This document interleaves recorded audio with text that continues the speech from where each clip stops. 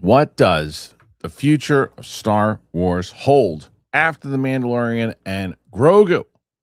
PLD says nothing's wrong. Continue ahead. Everything's good. Nothing wrong. Everything's perfect. But what do Kevin Smets, who's returning today, what do he and I think about that? We'll discuss and have a conversation and wonder what the tracking overall is going to be for this movie. Speaking of Star Wars and the future of it, Damon Lindelof got canned off his movie he was working on.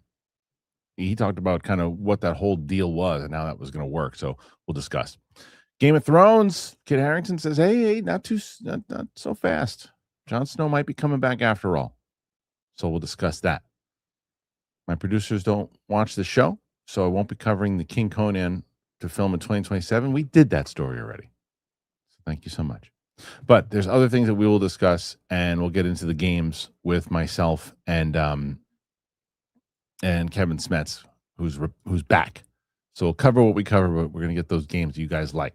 So let's get into it. Here's the show. I'm ready. Did you shit in there?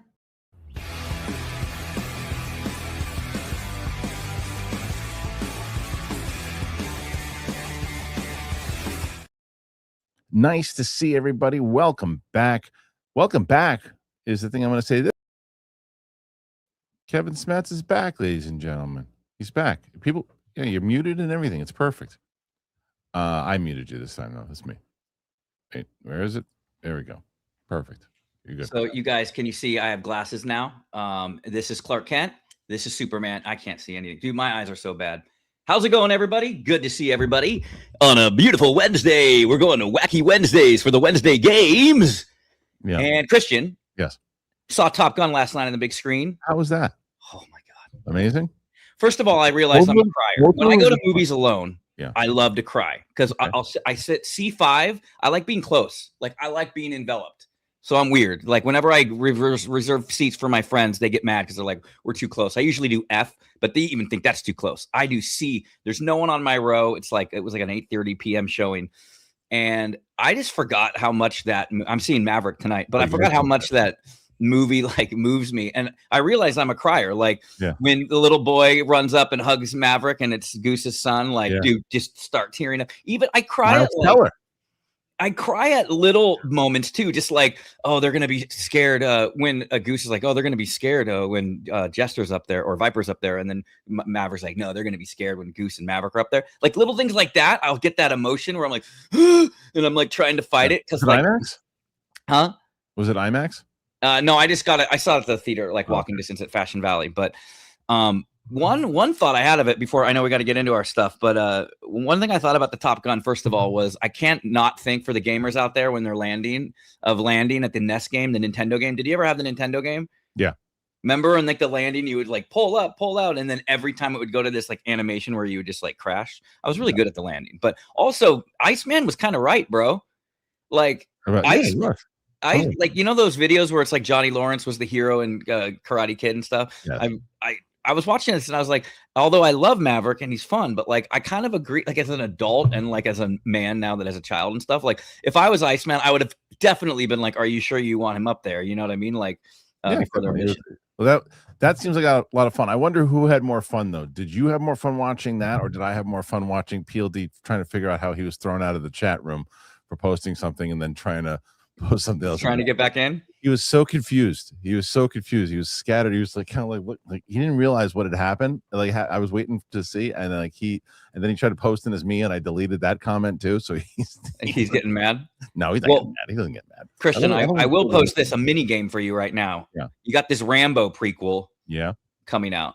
Yeah, if the Rambo prequel does good, do you think they should do a what's his name, Bruce Mitchell or the Mitchell, his dad? They talk about in the movie, how his dad like. Did you ever see Hot Shots? Yeah, well, yeah, of course. Hot Shots. They cover that. They cover the top. Oh, they make fun of it. Yeah, it's a whole spoof on Top Gun. But anyway, well, I'm glad you saw it. That's good because we got a lot to talk about. Are you cutting me off? I'm sorry. I'm just trying to catch up with you. I haven't seen you in a couple of weeks, but okay, let's go right on. Let's cover news. Let's cover news. Whose fault was that? You decided you wanted to work and get sick. No, let's cover news. I have nothing else to say about Top Gun. Why did you get sick? I didn't ask you to get sick. So did you the other thing, by the way, and I'm pushing the show the way that my brother pushed it on people. I told Sarah about it last night too. With 12 Monkeys on Sci-Fi. Have you watched this? No, I never saw the movie. Well, no, I think I saw the movie. You don't need to see the movie. This movie's good, but you don't need to see the movie to enjoy the show. The show's good. It's on Amazon Prime. Just check it out. Shout out to the Knicks, by the way. Do you hear what happened with the Knicks last night? No, I was busy hanging out with Viper and Jester, buddy. They were down, dude. They were down 22 points or something in the fourth, and my buddy was at the game, and I was going back and forth with my other friend, and I was like, "Yeah, I guess the rest was just too much." And he's like, "Maybe." And then within seconds, they started draining threes, and they go to overtime, and then they won in overtime. So it was good. Yeah, playoff basketball, man. I'm hurting about my Lakers this year, but kind of for me, LeBron never felt like my own. Like Kobe felt like LA's own, and so I do feel like Luka is becoming like LA's own. But LeBron just always felt to me like he had all the success early. You know, I know Kareem had a lot of success before the Lakers too, but LeBron never just quite felt a Laker. Really so I think they're moving on from him. Yeah, he felt like a hired gun. I agree. Okay, listen to me. I'm listening to you. We're gonna talk about this story here with the Mando and Grogu. When are you going to see it? I'm going to see it matinee when my daughter's at daycare on Saturday. Okay. Well, let me get you out of there. I don't know why you're there. Should be there. I'm the best looking guy. You're gone. All right. Now here we go. Okay. So I'm going to bring this up, and then I'm going to kind of discuss, because I got so many thoughts on this. So many thoughts about what's going on with the Star Wars. And by the way, so I don't know if you know, since you've been out, we changed the game. It's no longer who got the most questions, even though that's helpful. It's more so who monetarily wins by the end of the week. And right now, even though Mike and Roxy have like 121, Roka I think is the clear front runner right now, because Monday he there's some rock star, right, doing like $500 super chats, man. That's awesome. He did like a 400 on Monday. So we'll see how you could do today. But let me bring me. I'm never good at like that asking, and I don't know. I feel like I suck at it, dude. I'm the worst. You don't have to do anything. Just sit here and be on the show. Shut your ass for a second. All right, here we go. So here's why don't you mute me first? No, I don't need to mute you. Mandalorian and Grogu worldwide box office. Here are the opening projections revealed following the mixed reviews. So the first reviews for The Mandalorian and Grogu were mostly positive, albeit mixed. And now we have some opening weekend projections at the global box office for the first Star Wars movie since 2019. The Mandalorian and Grogu isn't scoring glowing reviews. Right now I saw it was at 60%. I don't know if it's dropped since then, but it's fresh on Rotten Tomatoes and on track for 80 million opening across 4 day. PLD, can you check and see what it is at? It was 60 when I checked this morning, so it might still be 60. Overseas, the movie is eyeing a similar $80 million start. According to Deadline, it's 160 million global debut for a movie with a reported production budget of 165. Slightly ahead of Solo Star Wars Story worldwide opening in 2018, when it grossed 103 million in the US and 52 million overseas for a combined 155 million. That recasts an iconic character, where this is the first movie based on a Disney Plus streaming series. Ticket pre-sales currently sit at 25 million. It's ahead of Project Hail Mary at the same point in time and neck with Avatar Fire and Ash. The former had an 80.5 million 3-day start, while the latter kicked off its run with 89. As the trade points out, while Star Wars fans cry and demand that the studio deliver a Kylo Ren movie to the point of flying biplanes over the Burbank studio lot, that's so untrue. There's like 75 people that want that movie. The studio's thinking for a Mandalorian and Grogu movie was a pure overall franchise play from parks to toys. Ultimately, this is a Star Wars movie, and interest could surge over the weekend. We'll see. Anyway, have moviegoers moved on from Star Wars, or is The Mandalorian simply not a big screen franchise? Whatever the answers are, it's too soon to write this one off. Okay. So, I was thinking about this because let me see, I think PLD's checked. It's at it's still at 60 out of 120 reviews at 60%. 60%? 60, yeah. A friend of mine, my buddy Dan, who I used to work with at Silver Pictures, and he's an avid watcher of the show, and he texts me and stuff too. And he's like, I'm afraid to watch you out of the theater. I said, look, he's like, because he saw Roxy's, and he was like, that looked like fun, but I feel like you were going to hate it. And I said, I definitely didn't hate it. I said, let me ask you this. What are you looking to get out of this movie when you see this. I just want a fun Star Wars adventure. Same thing PLD's, right? You're gonna get that. If that's all you want. My problem is I just have higher standards for this franchise. And I don't think we're at a point, because there's a thing where you can do, and this is what I was thinking about this morning. Because if they were like what Marvel was doing in like 2018, right? Marvel was like firing at all cylinders. Everything that they put out was a hit. Fans were happy. So it's like, okay, if you put out a side adventure movie or something, even if they base something off of a television show or something, fans have been like, okay, let's see what you got. Try it. Didn't work. Franchise is still in pretty good shape. This franchise is not in good shape. It doesn't need an adventure that doesn't further anything. It needs something to build the brand. It needs something to get excitement back into it, and not just like, oh, it's a Star Wars movie. I just want to have a good time in the theater. Okay, you can get that, but I think if you want to further this franchise and help this franchise, this movie was not the right way to go. Sure, $160 million budget, and eventually maybe getting to 400, whatever it might be, or 450, maybe you'll make a little money off of it. But is that good for your franchise that used to be America's pastime when it came to pop culture movies? I don't know. How do you see it? Yeah, I mean, I think I just saw an interview too, where like you said, Favreau was even wondering. I think it was in that article why they did this. Why? Yeah, I mean, it's the same reason. Why did they put Solo in summer when Star Wars was suddenly the winter movies, and all of a sudden Solo was playing 3 weeks or something before Avengers? Like, set that up to fail. I don't know. I haven't seen it. You have, but like your out of the theater reaction, like, is basically what I expected it to be. Like, I think that it's going to be, this adventure of the week. And when you say like, it's like a filler episode, like where it doesn't have too many huge ties to like world building or universe building. And apparently like they've delayed or even canceled or scrapped that Mandalorian Mandoverse Avengers style team up Filoni-verse movie. So yeah, I don't know. Like, I know that I feel like it's tracking higher than I thought it was going to be.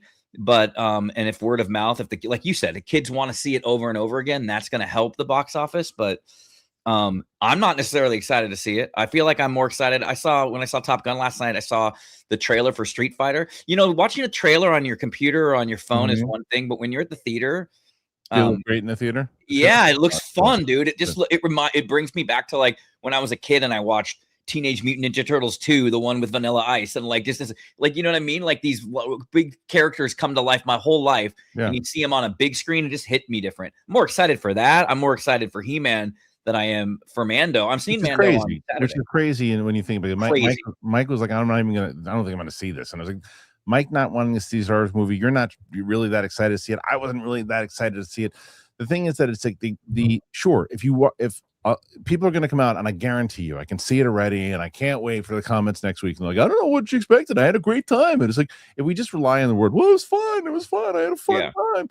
And it's like, sure, if your movie, if your franchise is in a spot when you can afford to do that, then yeah, like someone's in the comments said, well, it's about establishing a theatrical footprint. Not with this movie. This movie's not based off of a theatrical. It's a television show. It's clear. Every reviewer, whether they loved it or not, all said it's like a television. It's just the TV show. And I've said this too. Roxy asked me yesterday. It looks great on IMAX. It looks great, and there's some really good fun fight sequences and things too. But if you need this brand to kind of get people excited again, I just don't think this is the movie that's going to get worldwide audiences excited again. You'll get people who like The Mandalorian. You'll get people who do videos about Star Wars 3 times a day to love it. They liked it before they saw it. Yeah, I feel like they're catering to their existing fan base to make sure they're happy. Which, like in a wrestling term, like with wrestling, the Attitude Era would have never existed if they weren't starting to take chances. And it's like Vince Russo, whether you love him or hate him, he used to always talk about, you got to bring in the casual fans. That's where all of a sudden you had Mike Tyson on the show, and like casual fans are coming in, right? This Mando movie is going to be like, I don't have any friends like feeling like they're dying to see it. Like if they had a Kenobi movie, right, or an Old Republic movie, a Revan movie, which maybe a lot of people won't like that, but like if they did a different legacy character, not Han Solo, although I like Solo, but I mean, their comeback, it should have been, I think they should have taken a bigger swing. Now, this is safe, right? This is like playing prevent defense in football. Like, they're not going to give away a touchdown. Like, it's not going to fall flat on its face. Whereas if maybe they did that, like the Dawn of the Jedi movie idea, maybe that would have fallen. They'd be like, I don't want to watch. It's like the 10,000 BC movie. I don't want to watch that. So they did something really safe, but hopefully that means that they're just trying to get the goodwill back so then they can take a bigger swing. But yeah, I mean, I'm really not that. Usually I text you, right? Like when you see a movie and ask you for a couple spoilers, like how was the music and stuff like that. I didn't even hear from you. Yeah. No, it's like I said, the magic's just not there for the franchise right now. It doesn't mean that's kind of the overall question of like, where does it go after this, right? So let's say we'll paint a couple different scenarios. Scenario one, which is a likely scenario, a potential likely scenario, the movie makes anywhere between 400 and 550 worldwide, right? 550 would be a great number for them, but between, let's say, in that area, where this franchise or where this Mandalorian Grogu rather should go, you finish up, you wrap up with Mandalorian season 4, you call it a day. You give us some information about what happens to Grogu, what happens to Mandalorian, you emotionally attach the characters, you end out strong, and you get people talking about that was, maybe the first season, the second season were great, third season not so much. The movie, it was what it was, but man, they delivered on that fourth season. What a great season of television. Great. Wrap it up. Then focus in on Starfighter, because Starfighter, I still think, because I saw someone post a video recently and they said, well, if this movie does really bad, that's problems for Starfighter. No. I disagree. I think it's a terrible take. I think that the actual take is, if Starfighter does bad, then Star Wars is in trouble, because as you said earlier, this movie really is catered towards the fans of the Mandalorian television show and hardcore Star Wars fans that will see anything in the theater. And then Starfighter is that movie that is trying to get everyone back in the theater to see. If that movie hits, then they can start constructing off of that, and then they've got to start using those building blocks. If that movie fails, then they got problems. They got real problems after that. What do you think they do in that case? You like, it's not like a thing where we reboot and then we're back. Like, is it dead? Like, I mean, it'll never be dead, but like, what do you do? Do you just keep throwing shit against the wall, or do you can't, like, it's not like Marvel where you reboot, let's try it again, like, or when Sony did that with Spider-Man with Andrew Garfield, and then they, like, what does Star Wars do if it fails again? Because you just can't go back to the TV. And this is going to lead in. It's a good segue too. We're not getting into the games per se, but Luke created a great game, not a game, but a question for you. If Luke, you want to prep that for Kristian, you don't have to put it on the screen yet, but when we're finished with this, Kristian, before we go to your next story, there's a question that leads into this from this story that you're talking about. But what do you think that Star Wars does if it fails? If Starfighter fails? Yes. Like, if it's just, it makes there's just two things that Disney should do. I don't think they'll do either. The first thing that they could do, the one is really unlikely. One is the thing that they should do. One is you clean house at Lucasfilm. You clean house and you say, I know, Filoni, you really didn't get a shot here, and it was Kathleen stuff, but we got two movies that already failed. The Mandalorian he was very much involved in that creatively. Goodbye, everybody. Let's bring in a new team. Let's restructure this whole thing. Or here's our mandate. Here's our plan. We're bringing in somebody else to help in a different way because these cartoons come to life are not working. So let's see what we can do there. Let's have a whole new direction in general with Lucasfilm. Is one. Two is what I hope happens is I hope that they sell to Apple. That's what I would hope. Is like, you know what? Let's just sell this thing off and let's sell it off and let's see. That is the unlikely scenario. But what the more likely scenario is what they will do. If it fails, they'll just say, okay, let's go forward with this Kinberg thing. And then if they do, let's say they go forward with a Kinberg trilogy. And after, first of all, I don't think Starfighter is going to bomb. Let me make that clear. But we're just going over the scenarios if it does. If Starfighter bombs, and then they put the Kinberg trilogy or start with the trilogy, and that first movie bombs, right? Then you're basically just hanging it out there and letting people just swat at it with a bat. Because then you're just killing it and you're killing it and killing it if you're going over the same stupid plan that isn't working. Now, the flip side to that is if Starfighter does work. If Starfighter works, which I do believe it will, I think Starfighter is going to deliver, and I think it's going to be a hit. Because of star power too. I think Gosling will get a lot of people, like, to get my wife in the theater. He's going to get interest. He's going to get interest in there, but they have to build. They have to build new structure, new characters that people care about, and they have to then start to say, okay, this is where we're going to go next with this. And they got to stop doing the monster of the minute type of storyline. We don't really know what to do. Okay, let's Star Wars. Fight a monster. What about now? Fight another monster. 7 lines of dialogue. Fight a monster. Fight a monster. That's what makes it. That's the thing that makes me not like really that amped to see the movie. It's like, it is, dude. It's all it is. It reminds me of Moana 2. Like, that was originally a show, and then they decided to make it a movie. And you can tell when there's like the episodes are seamed. And I know it's not the same as what you're saying, but like how you were like, this is basically, it could have been a season like spread out. Yeah, that's unfortunate. I think if it fails, I love what you said, and only because when I was trying to do some shorts for it, you were like, dude, they need to do a Vader show. And if anybody's familiar with the comic run about Vader, when he first like bleeds his crystal red, when he has a vision of him actually turning back to the good side and killing Palpatine and seeing Obi-Wan, there's this comic series is full of this good stuff. It's his first year as Vader. What I would do if it failed, if Starfighter failed, like no Disney Plus shows, no Star Wars shows for like 3 years, let everybody miss it again. Right. And then you do fucking 1 word, 2 syllables movie, Vader. And you do a full Vader movie. You get Nolan to do it. You put back the Brinks truck up. You get some big time director that's going to fuck it. People will go just to see the director. One of the directors where it says from the director of, like one of those. Vader, and you do a Vader movie, and you just go back to the well. That's what they got to do, because they're going to have to bring the casuals back, and Rey's not going to bring the casuals back. No, Mando's going to have the diehards. Vader would bring fucking my uncle back to it. You know what I mean? Like, yes. Look, Vader's. I'm still pretty adamant on the fact that it's very hard to have movies with lead bad guys. Like, it's very hard to do that. However, there are certain ones that might be able to do it, and I think Vader is definitely one of those ones that could do it, especially with the story that's attached to it. The problem is that would be in an act of desperation. There's no doubt about it. No, it definitely would be 100%. But the question is then, if it succeeds, what do you do next?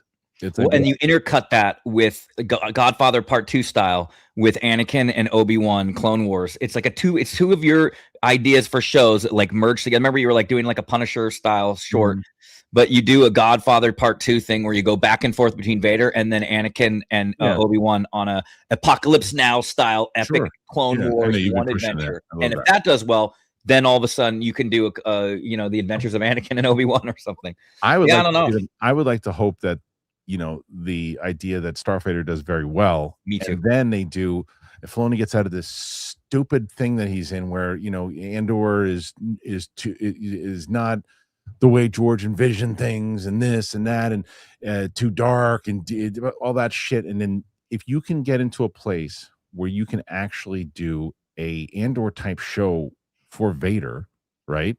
Yeah. For 6 to 8 episodes miniseries. It would be the highest rated thing you'd ever see. Yes. It would then lead into, okay, we had that series that did very well. We have this Starfighter failure. Andor didn't do anything. Andor, everybody, critics liked it, but it didn't do anything. The best, what you were talking about, I agree. They need to have that kind of cinema in the theaters. Andor, right? Like Disney Plus, like it's TV, like it's. I know, but I think that if you're still going to do TV, and I think you should do TV because I think Star Wars helps build it. You do, but again, there's one-off ideas of what you could do with it. Yeah. I'm just saying that if Starfighter does well, and then you're going to go forward with your plan, you should do the trilogy, right? That you're going to do, but you got to build up new characters. You got to build up new lore. You can't do the same storylines we've seen a million times over. They did that with the new trilogy. It didn't work. Oh, look, here's a new. This time, a planet blows up other planets. It's not these stormtroopers; it's this stormtroopers. They have different outfits, and they're called this. That character you love. Yeah, he's a hermit on a rock now, and he's gonna just disappear at the end of the second movie. Let's kill everybody off. Don't even put them all together. It's like the decision making. It was like, who's making those decisions? And so that in general, that new trilogy already made people go, oof.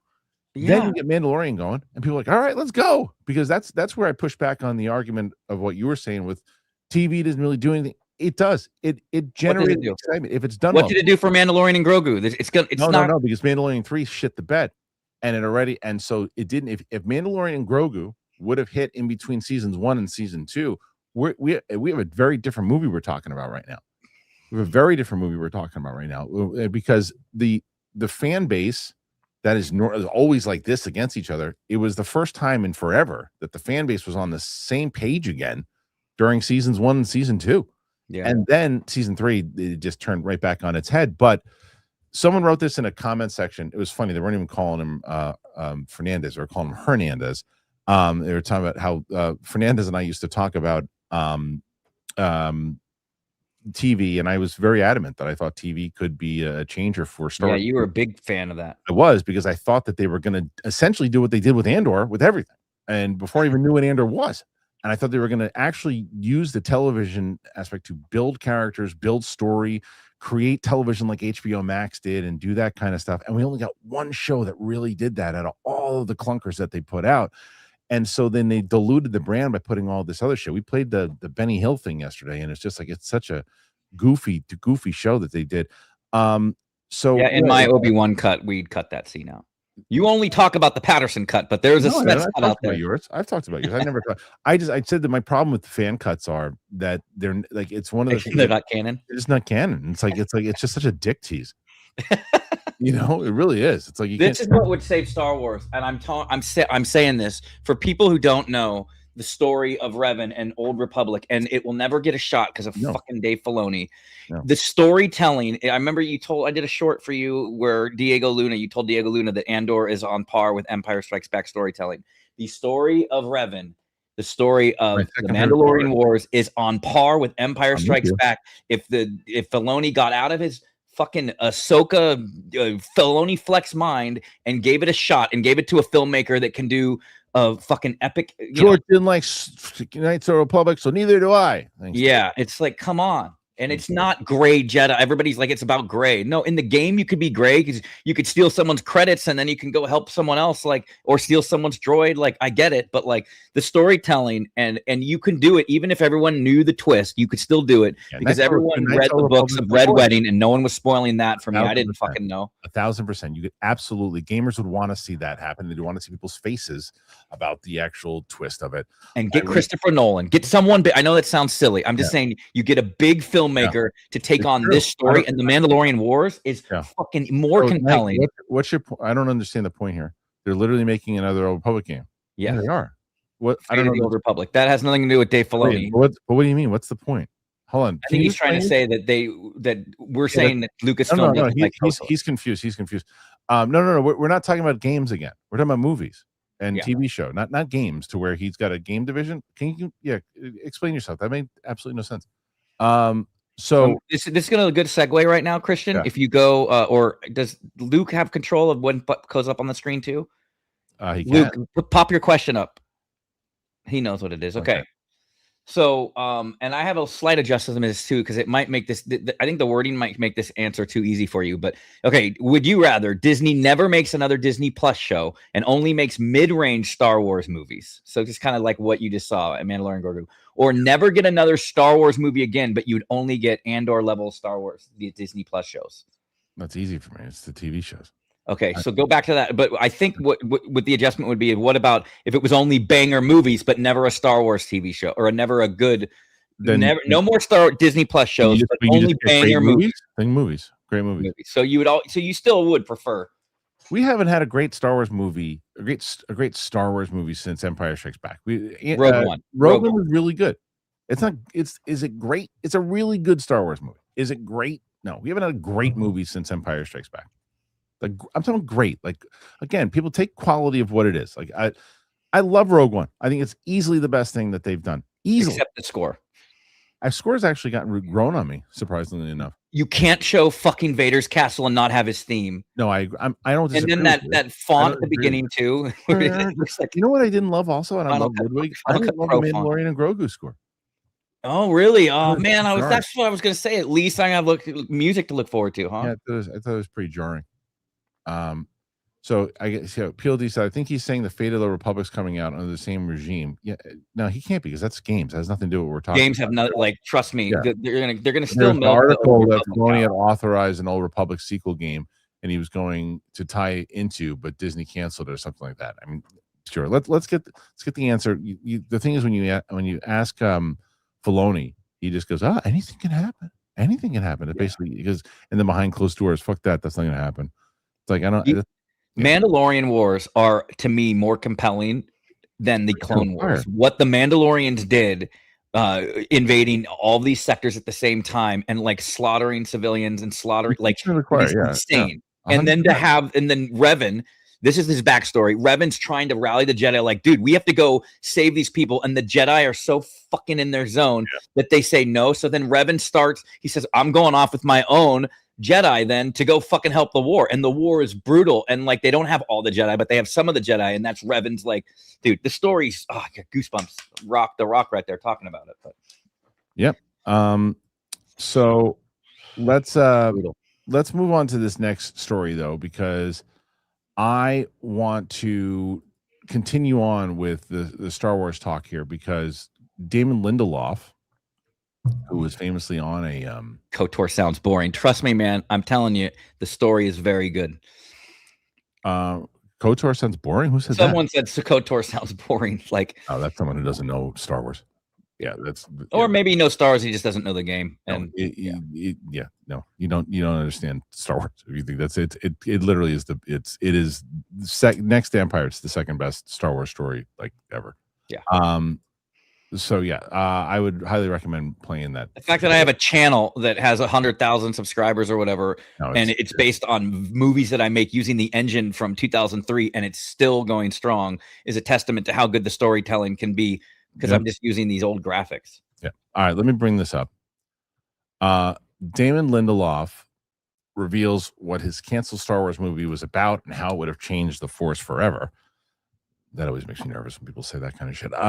Star Wars is finally returning to the big screen, but Damon Lindelof finally reveals what his canceled movie would have been about. The future of Star Wars has been in limbo since 2019's Rise of Skywalker, with Lucasfilm struggling to figure out how to move on from the sequel trilogy.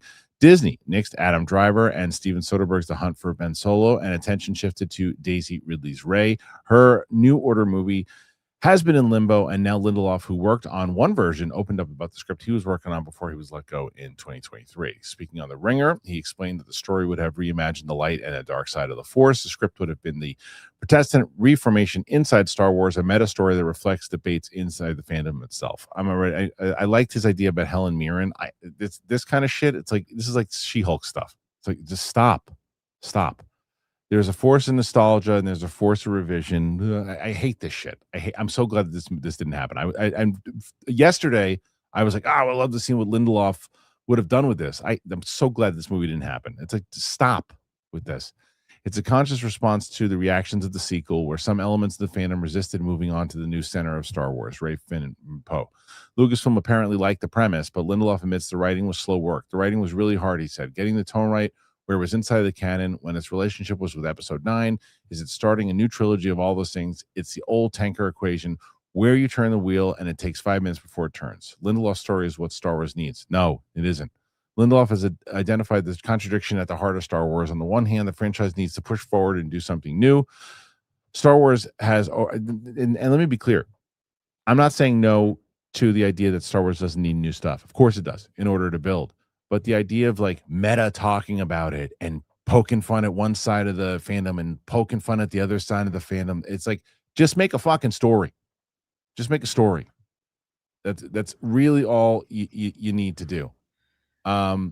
Devil's advocate here, though. Maybe it's not going to be quite meta, like winking at the camera, but maybe he had an idea of like where half the galaxy was wanting to go back to how the things were at the old Republic, or the Republic days, and the new galaxy's trying to go with this new established order with at post Rise of Skywalker, and that's the the clash there. I suppose PLD makes a good point. He said I guess it depends on how subtle it was. If it was beating you over the head with it, that's where I'm just like, oh, give me a break. But if it's subtle, like the way you're talking about it, I guess it's okay. The treacle PLD, let's write it, buddy. You and me. The prequel divided the fandom in much the same way the sequels have. Yeah. Anyway, so I don't know. I still think that they probably got cold feet at that and trying to do that in general. But I like the Helen Mirren aspect of it, like the old Ray.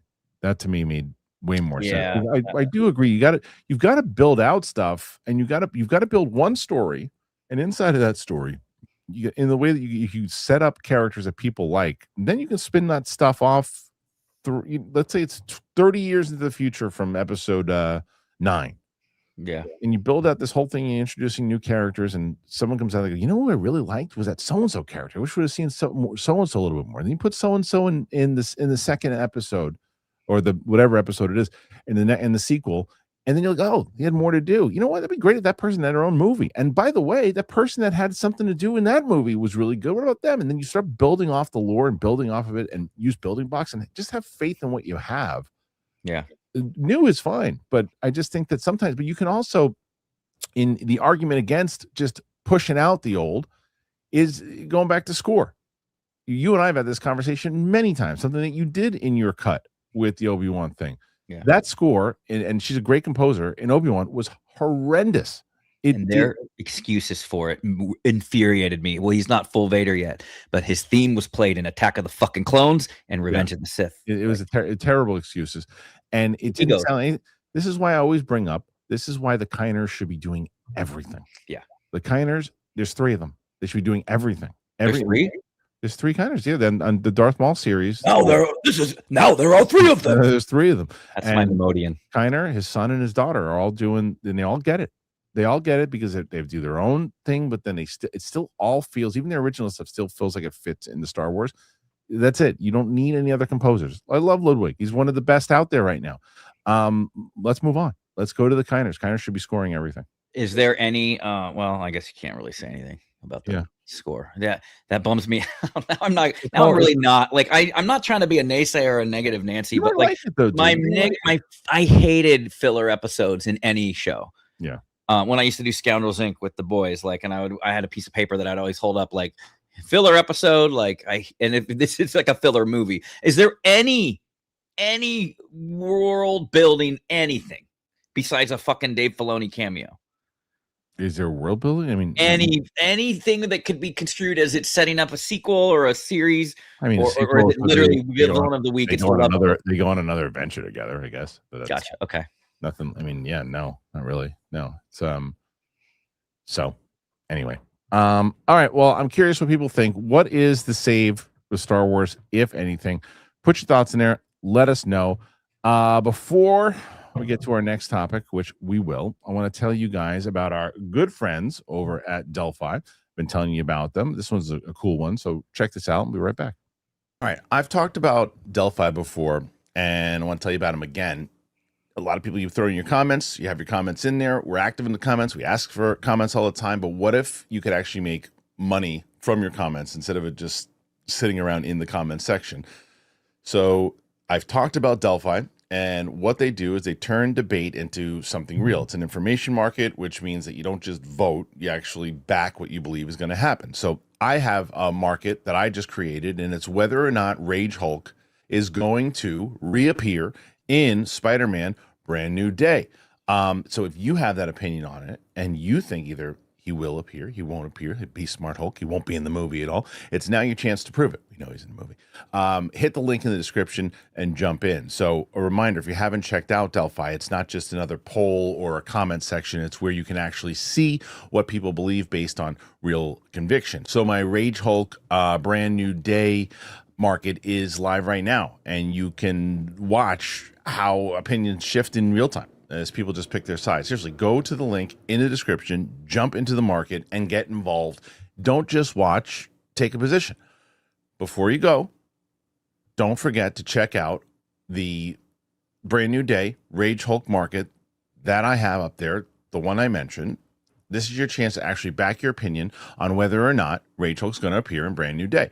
Don't just have a take. Put it to the test. See if you're right. Click the link in the description right now. Jump in and make your choice. That's Delphi. Thank you to Delphi appreciate them being part of the show as always. Make sure you go in there and browse around. It's a lot of fun, especially for this show, for all these topics that we have. It's right up your guys' alley. Okay, we got some other stuff that we should talk about. Well, it's 20 minutes left. I mean, what other are there any stories? I got a good gauntlet that is on. Yeah, that's what I was thinking. I was wondering if we should just let me look at any of these stories that I care about. I guess I can save Game of Thrones for tomorrow with Chris Carr. And let me see. There's one other story I sent Luke. Where is it that I wanted to potentially talk about?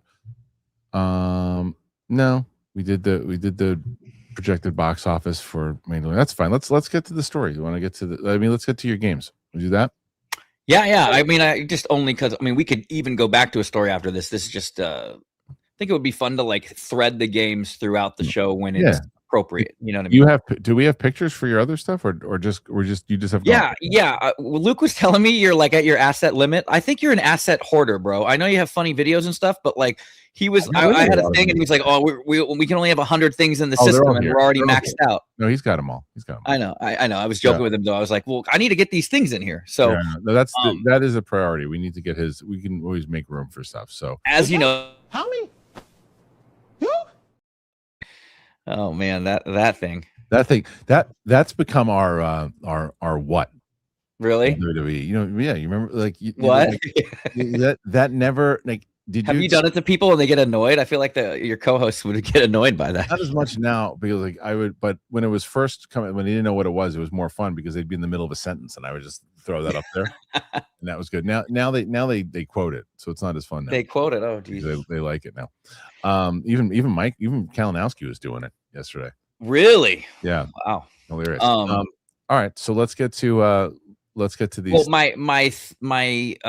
we have a gauntlet. So if you want to go to the gauntlet intro, and then I have a lower third for you on that too, and it's the question. All right.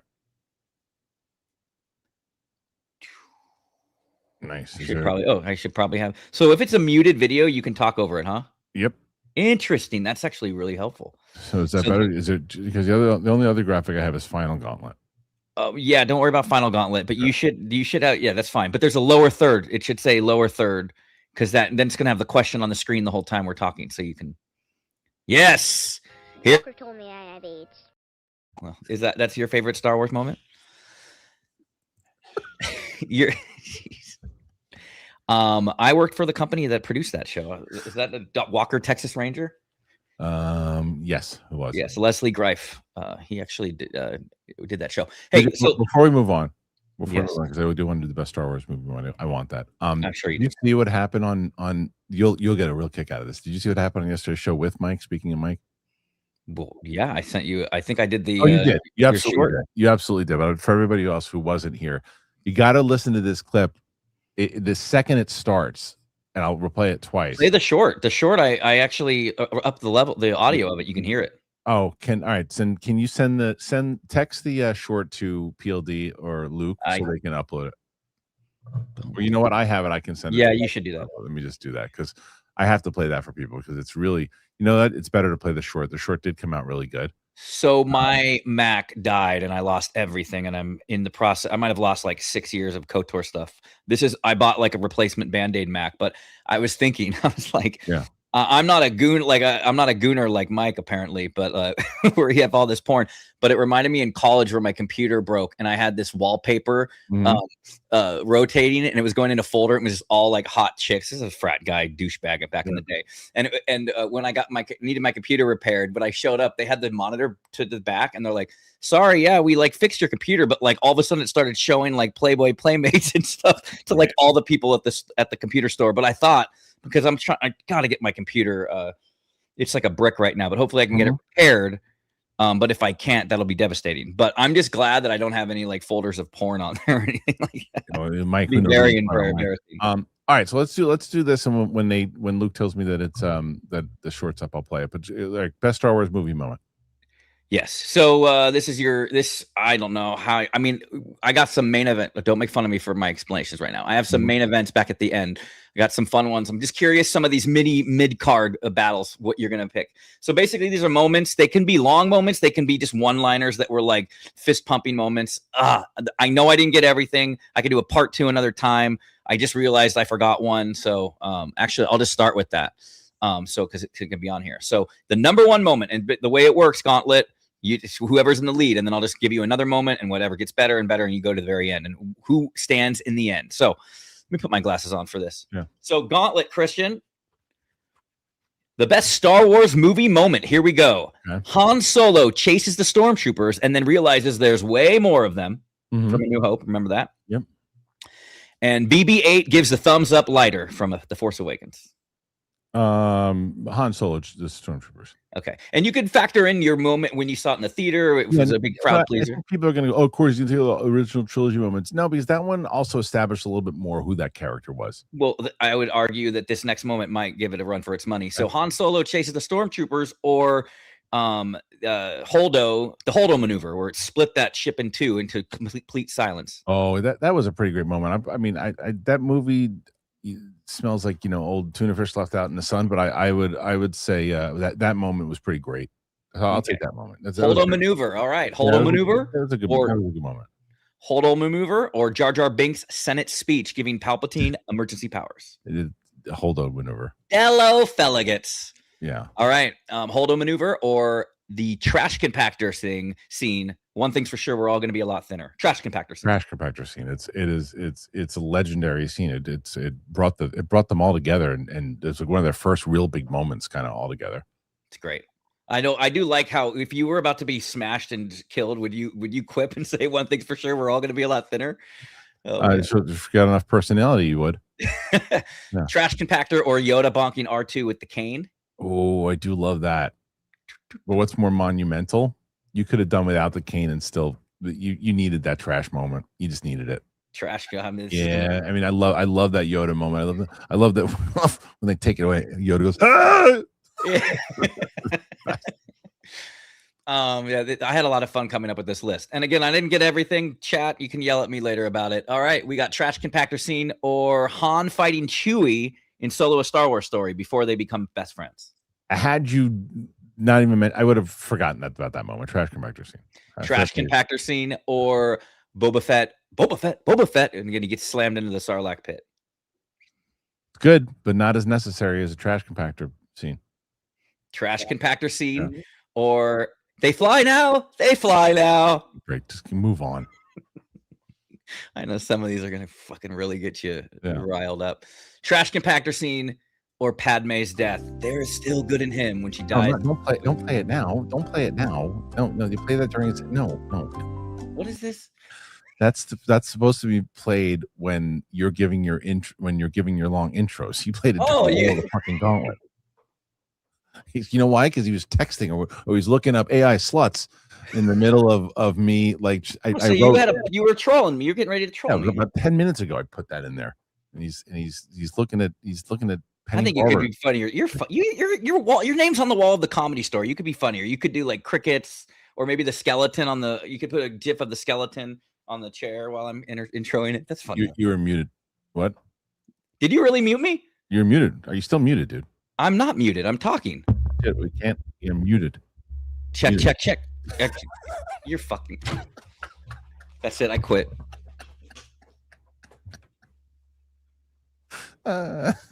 He's an asshole. More or less. All right. Son of a bitch. Keep going. Can we keep going? Mike Joyce goes, he isn't. No shit. Here we go. Thanks, Mike. Mike's on my side on you. All right. Where are we? Trash compactor death, or trash compactor, or Padme's death when she tells Obi-Wan there's still good in it. That's pretty. That's pretty important. I'd probably say Padme death. Yeah, that's pretty important. Kind of, yeah. Yeah. The mother of the twins.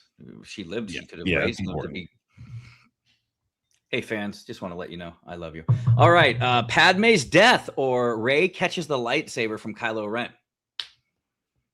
Rey catches it from Kylo Ren. Force Awakens in the snow. Remember where Padme's death, because Luke should have caught that. Yeah. Poor Mark Hamill. You heard the story where he was reading the script and he thought that's he was like on the neck turning the page like, and it's gonna be me. And yeah. Should have been him. Would have made more sense. All right. Padme's death, or Luke destroys the Death Star, and here's Obi-Wan say, the Force will be with you always. the Force will be with you always. That's Luke coming into his own and realizing what's about to come in store. That was huge. Yeah, that's Shout out to the real Raging Cajun for bringing a hello there. I almost put that in, but the list was getting too long. Yeah. Okay, so we have that. Luke destroys the Death Star. Destroys the Death Star. Well, with the Force, yeah. All right, this might go on a little run here. Luke destroys the Death Star or the space slug reveal from the asteroid cave in Empire. Luke destroys the Death Star. Luke destroys the Death Star or the asteroid chase in Empire. Luke destroys the Death Star. Luke destroys the Death Star or the asteroid chase in Attack of the Clones with Jango Fett and the cool moment, but Death Star. Luke destroys the Death Star or Anakin wins the pod race. Luke destroys the Death Star. Good, that's good. Thank you. Luke destroys the Death Star or Anakin slaughters the Tuskens. It's an important not just the women. No, it's the women and the children too. See, that's an important moment because that's like his first real kind of dark moment. But I'd still say the bigger moment is the Death Star. Yeah, and I mean if it's in universe, the biggest moment probably ever will be Death Star continuing on because that's what saved the rebellion and saved the galaxy. Yeah. So think of these more as movie moments though as well. Yeah, but it's still a big movie moment where he learned. It's huge. Yeah. All right, Luke destroys the Death Star. I thought it would go on a little bit of a run here. Yeah. Or Kylo Ren kills his father, Han Solo. It's a big moment. What's a better moment though? Luke and the Death Star, because that moment, you still could debate it whether or not it was the right moment overall with where the story goes. Yeah. If you look at the two moments, a movie moment, that Death Star moment is so relevant to the rest, not just the original trilogy, it's all of Star Wars. Like that moment with Han didn't necessarily need to happen right there. And I would say that some people were not happy about how he was killed off like that, obviously. Yeah. Okay. Luke destroys the Death Star or Leia flying through space, Mary Poppins style. Luke destroys the Death Star. Luke destroys the Death Star or the Darth Vader hallway scene in Rogue One. He's going to start getting harder. I'll take Vader in the hallway because that really, and it's going to prove it so when Sam watches it, it's really showing Vader. If you're watching it for the first time, you've never really seen Vader coming in and where it leads into the trilogy and how big of a moment that is, and showing how powerful and kind of like a horror figure he is. Yeah. I'll go with that one. That was a pretty cool moment in general. Yeah. There's one moment that etches in my mind from that where you see it through the window and he's like swinging and just I mean that moment just brought. I remember it was into the movie when I saw it, but that movie just people lost their minds when that happened. Yeah, and it almost wasn't in it. That's what's crazy. Yeah. Interesting also that you had asked Diego Luna whether he was supposed to originally. I remember the rumor where he was supposed to originally have murdered all of the leads. I think it's better him not doing that, but that would have been interesting. Mm-hmm. But apparently that was never part of the script to follow up on that. All right, Vader's hallway massacre or no, there is another. Remember with the line? Vader, because that line has been ruined. So, I mean, who's the other? We don't even know anymore who the other is. Is it Leia? Is it Ahsoka? Is it Cal Ezra? Kestis? Is it Cal Kestis? I mean, it's been ruined. Yeah. Vader's hallway massacre or Yoda whips out the lightsaber and fights Dooku with cool moment. I'm just most people might take that moment. I've just never loved it because I always thought Yoda was so much more powerful, not flipping around and bouncing off walls. I like him just as the old kind of like master. So I can understand if people pick Yoda, but I'm going to go with Vader. Yeah, I always thought that should have just been more like a Gandalf versus Sauron type battle without sabers. Yeah.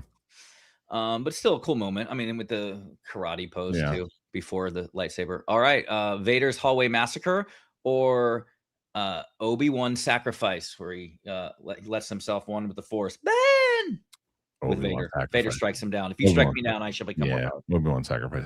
That's a crucial moment, and it builds the Obi-Wan sacrifice or Qui-Gon's noble end. Screw that soundtrack for ruining that for me. That's stupid. Obi-Wan sacrifice is a better. This reminds me, movie. were you spoiled on Han dying? I remember when the still on Twitter had it leaked of him like with the saber through him. Did you go in and see that? Did you know that was going to happen when you saw the I already movie? kind of knew he was going to die anyway, but Just figured. yeah, it just made sense of why he signed on because he wanted him to die in Return of the Jedi. I think that was part of his agreement that he had to crap out. Yeah. All right, Obi-Wan sacrifice or Duel of the Fates theme blares as Darth Maul ignites his double lightsaber for the first time. It's a pretty cool. If we're doing movie moments, that Duel of the Fates, that's a pretty cool movie moment. Yeah. From the trailer too. Yeah. Imagine if that wasn't in the trailer in the first time as the opening night you see that. Yeah, like, that's a cool movie moment. All right, Duel of the Fates. So I'll just call it Darth Maul. Darth Maul moment or I love you, I know. Oh man, that's a tough one. Yeah, these are going to get tough. I don't even know what I would answer. You can. I'm just glad I'm asking. I think generation wise, you could. There's no. Most people would probably take Duel of the Fates. I'll take the I know one because of what just know the fact that again establishes really who Han Solo is, and the fact that it wasn't written that way and that was an improv line. And it added to really showing the essence of who Han Solo was. It's such a baller line. So I'm going to say that one, but I understand if people took Duel. I'd argue too that I think some of the newer fans would also say that. I mean, that's such an iconic line. Such an iconic, yeah. So there should be another like I love you, and then another one that says I know. I'm sure that there is. Yeah. All right. So I love you, I know, or Anakin's I don't like sand speech. It's good. I love you, I know, or Anakin burns up on the lava shore as Obi-Wan shouts, "You were my brother, Anakin."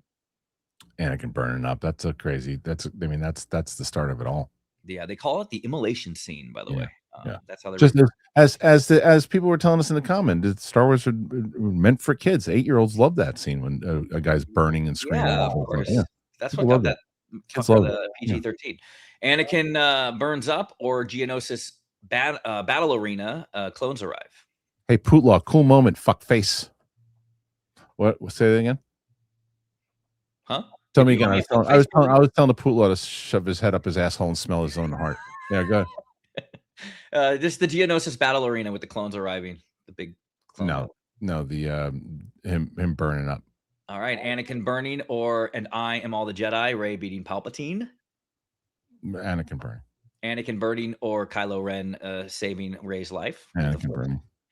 Anakin burning, or Qui-Gon and Obi-Wan versus Darth Maul 3-way battle. So that whole Duel of the Fates. Huh? That's Duel of the Fates again. No, Duel of the Fates was the moment of just him with the door opening and the lightsaber igniting. Now I have the duel. The actual fight itself. Yeah, fight itself. The fight is pretty important. Yeah, the fight. All right, Duel of the Fates, or Luke gets his hand cut off. Luke gets his hand cut off. Yeah, here we go. Yeah. Now we're getting into the nitty gritty now. Yeah. Luke gets his hand cut off, or Luke versus Vader. Sister, you have a sister. The Good throne one. Luke gets his hand cut off. Luke gets his hand cut off, or Luke becoming one with the Force in The Last Jedi. Luke gets his hand cut off. Yeah, really okay.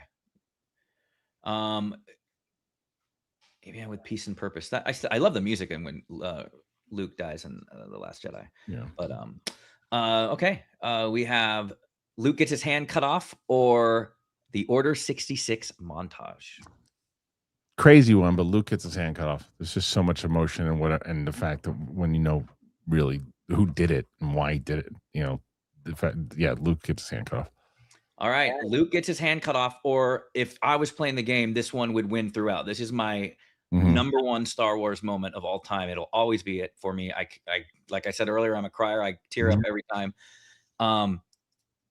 Luke gets his hand cut off, or Yoda lifts the X-Wing out of the swamp. It's a cool one. That's a cool one. It's pretty important. You know what? I'll go with Yoda on that one because that really does show the essence of the Force. And it shows exactly the lessons that he's teaching, and it shifts Luke's perspective. So yeah. I don't believe it. That is why you fail. And the music, and it goes over his head. And that's what one of my moments that I liked in Rise of Skywalker, where they had that music cue callback, and he does it, okay. Yoda and the X-Wing, or Luke milking the thalassalans on Octu? Yoda and the X-Wing. I had to have a couple of these in here. Yoda lifts the X-Wing, or Vader saves Luke and throws Palps down the shaft. Let's pretend like the no is not added. Yeah, Vader turns back to the light side. I mean, yeah, definitely. Okay. Yeah. So Vader saving Luke. Vader saves Luke. Okay. Vader saves Luke, or Darth Vader unmasked and says, looks upon Luke with his own eyes. Tell your sister you were right. Yeah, him taking the mask off. Pretty big moment. Really? No, man. For me, I would still say Vader saves Luke. It's a major moment, but you haven't. It was the first. Every people forget back then. You never saw his face, and it was such a big moment in Empire Strikes Back when just when you see the back of his head, no one saw his face. That was a major moment for movies when he took his mask off. Yeah, I don't argue. I mean, that's it. Yeah. Look, these any of these can be interchangeable, to be honest. All right, Darth Vader unmasked, or Luke watches the binary sunset and A New Hope. I would say, hold on. I would say this guy's a cunt. So what was the other one? I don't know how you do both of them, man. Luke watches the binary sunset. Sees the sunset. That's the famous with the Force theme. Yeah, that's a good one. Oh, or the helmet off. I'd still say the helmet off. Yeah. Wow. Yeah. But there's no shirts with the helmet off of Sebastian Shaw. Look with the helmet off, but there's shirts of the sunset. There's murals. Yeah, I don't know. Yeah, it's good. It's a great moment. That would have won a lot of different things. Yeah, if that was earlier, I think it would have run the table for a while. And then finally, Luke takes Vader's mask off, or I am your father. I am your father. I am your father. Yeah, that's why that's the final boss right there. Yeah, there's that would have won. If you would have put that first, I don't think it would have lost. I think it would yeah, you think it would have ran the gamut? Yeah. What would have given it a run for its money between I am your father? I mean, is there any that I did not mention that's like your favorite moment? No, I think that's it. I think that's the one. I don't know what I would have given it. That was the one I've been waiting for you to say since you started. Yeah. So that one. Well, if I would have had it early on, then you yell at me and say, I mean, Vader Luke lightsaber battle. Yeah, the Empire one. Yeah, like the first, them first. And then there's the cave. There's so many. We could do another one. I mean, Lando betraying Han would have been a big one too. Yeah. That's cool. Soul Silas says, listening to Kevin do this makes me love Star Wars even more. Yeah. I hope that's what I like. It reminds you of, by the way, this is a lesson in, as sometimes it's bad. And if you notice, there's not a lot of sequel trilogy moments in there. And of course, I kept away from the shows, but there is so much good to still love in Star Wars. And that's always going to be there. So if you go in and you see Mando and Grogu this weekend and you don't like it, instead of feeling too defeated, just know that Starfighter's on the way. And you got all these moments that you can still enjoy, including Luke milking the Thalassal on Octu. All right, that is the gauntlet. Nice. Okay. All right, now we got some questions, right? Oh, well, we got questions. I think, but we're mixing it up a little bit here. We're gonna do bracket wars, a brand new thing. Put the bracket wars. I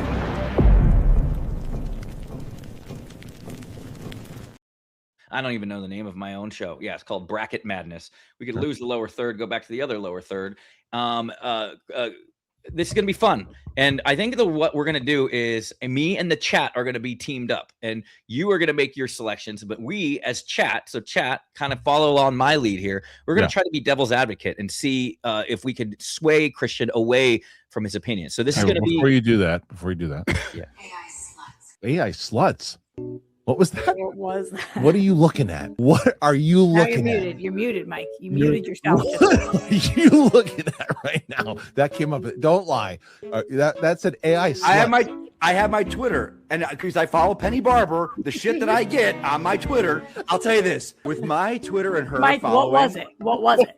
It was an ad that she retweeted. So let me tell you this: because I follow her, I don't want to unfollow her. But some of the stuff that comes on my thread when I'm in public, like it's like I'm in line at Chipotle and I'll be scrolling on Twitter. Mike, I follow her too, and that doesn't happen to me. What do you want me to tell you? That's the best. How Roxy was like, that doesn't happen to me, and then That's funny. You were muted. What? Did you really mute me? You're muted. Are you still muted, dude? I'm not muted. I'm talking. Shit, we can't. You're muted. Check. You're fucking. That's it. I quit.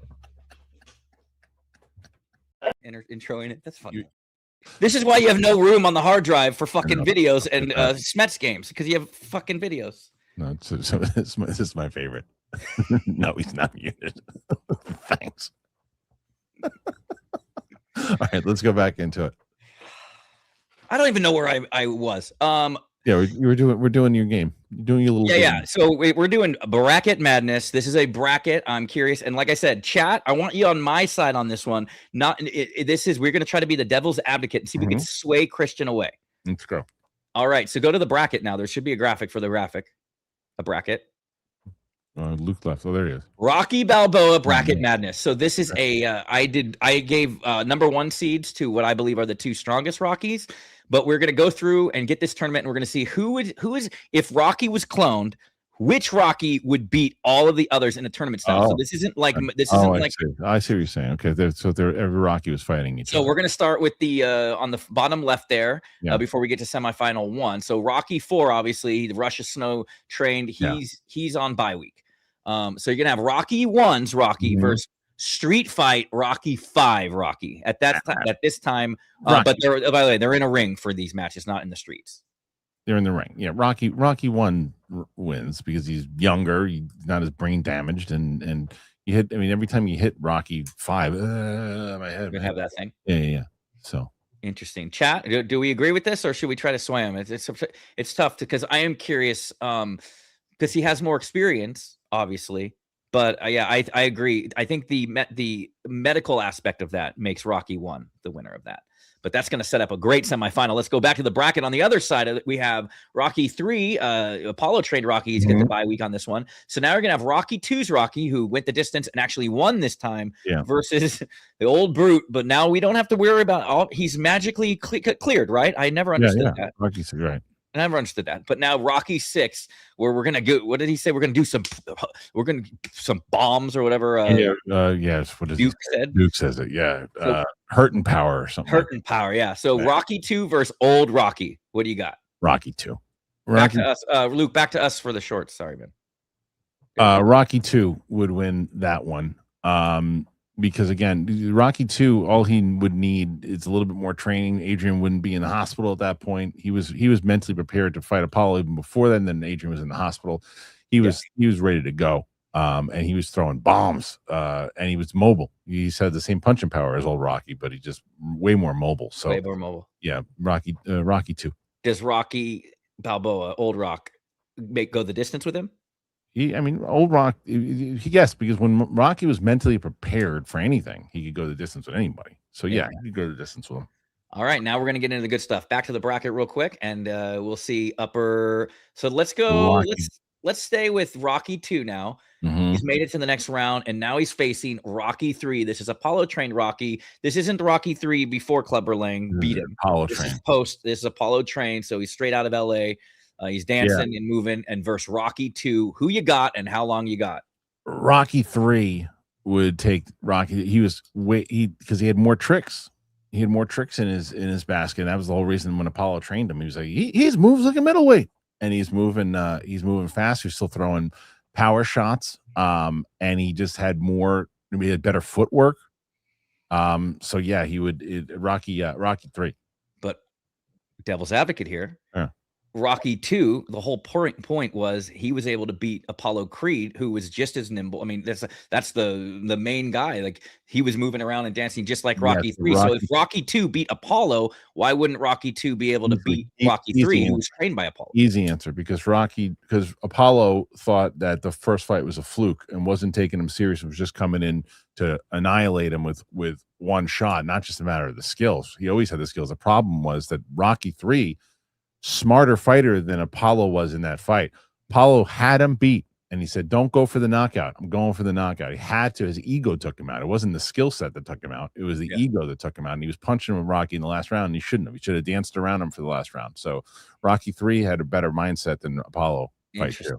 Love that. Okay, cool. All right. And then we're going to go on the left side of the bracket now. Rocky 4 has enjoyed its time off. Now it's going against Rocky 1. So you have Russia trained. He's straight out of Russia. He's back. And you have Rocky 1, who just finished training with Mick. Who you got?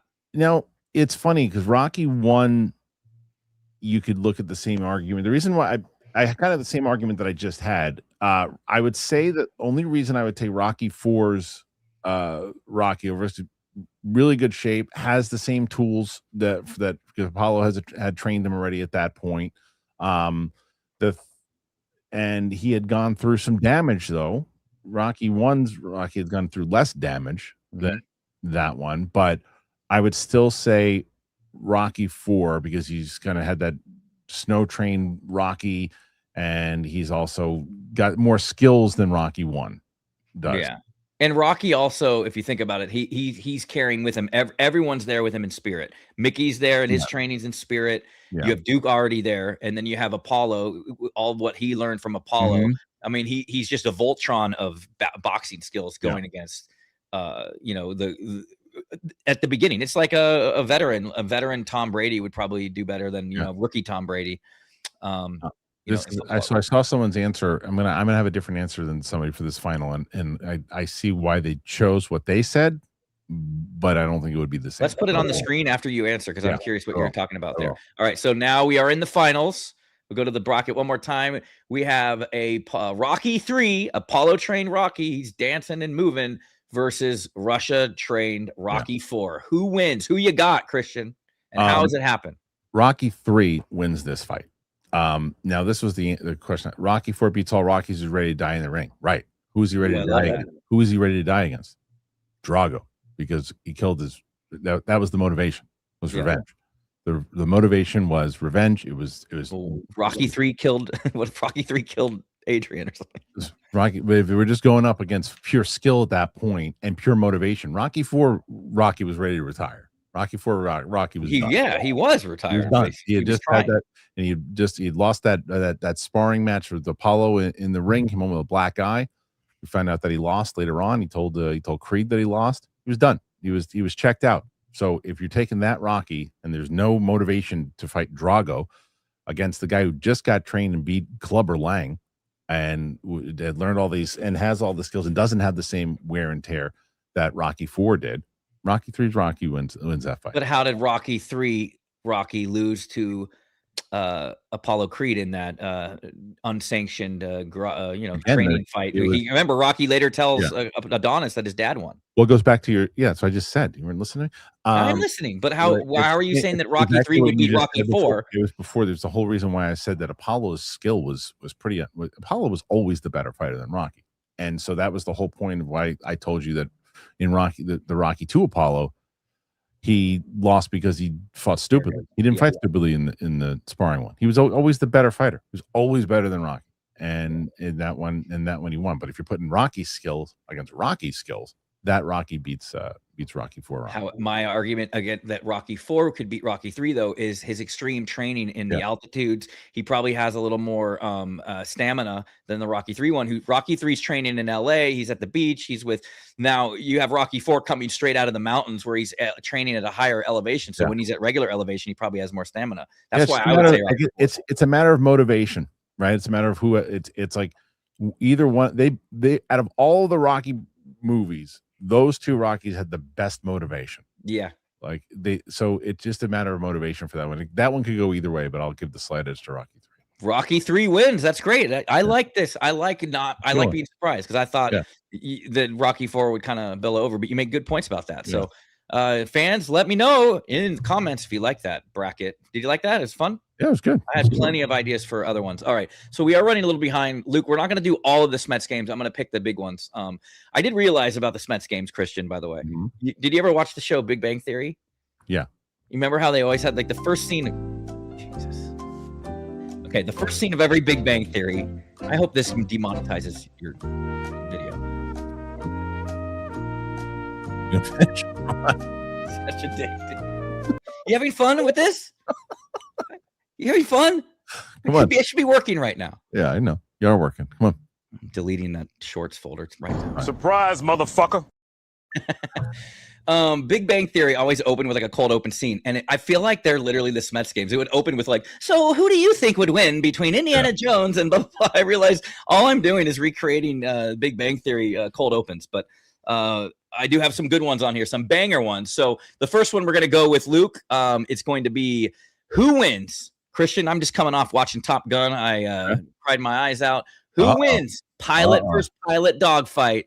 Equal aircraft, no tech advantage. Maverick versus your friend, Starbuck, which by the way, I fucking love Battlestar Galactica. I rewatched it over Christmas last year.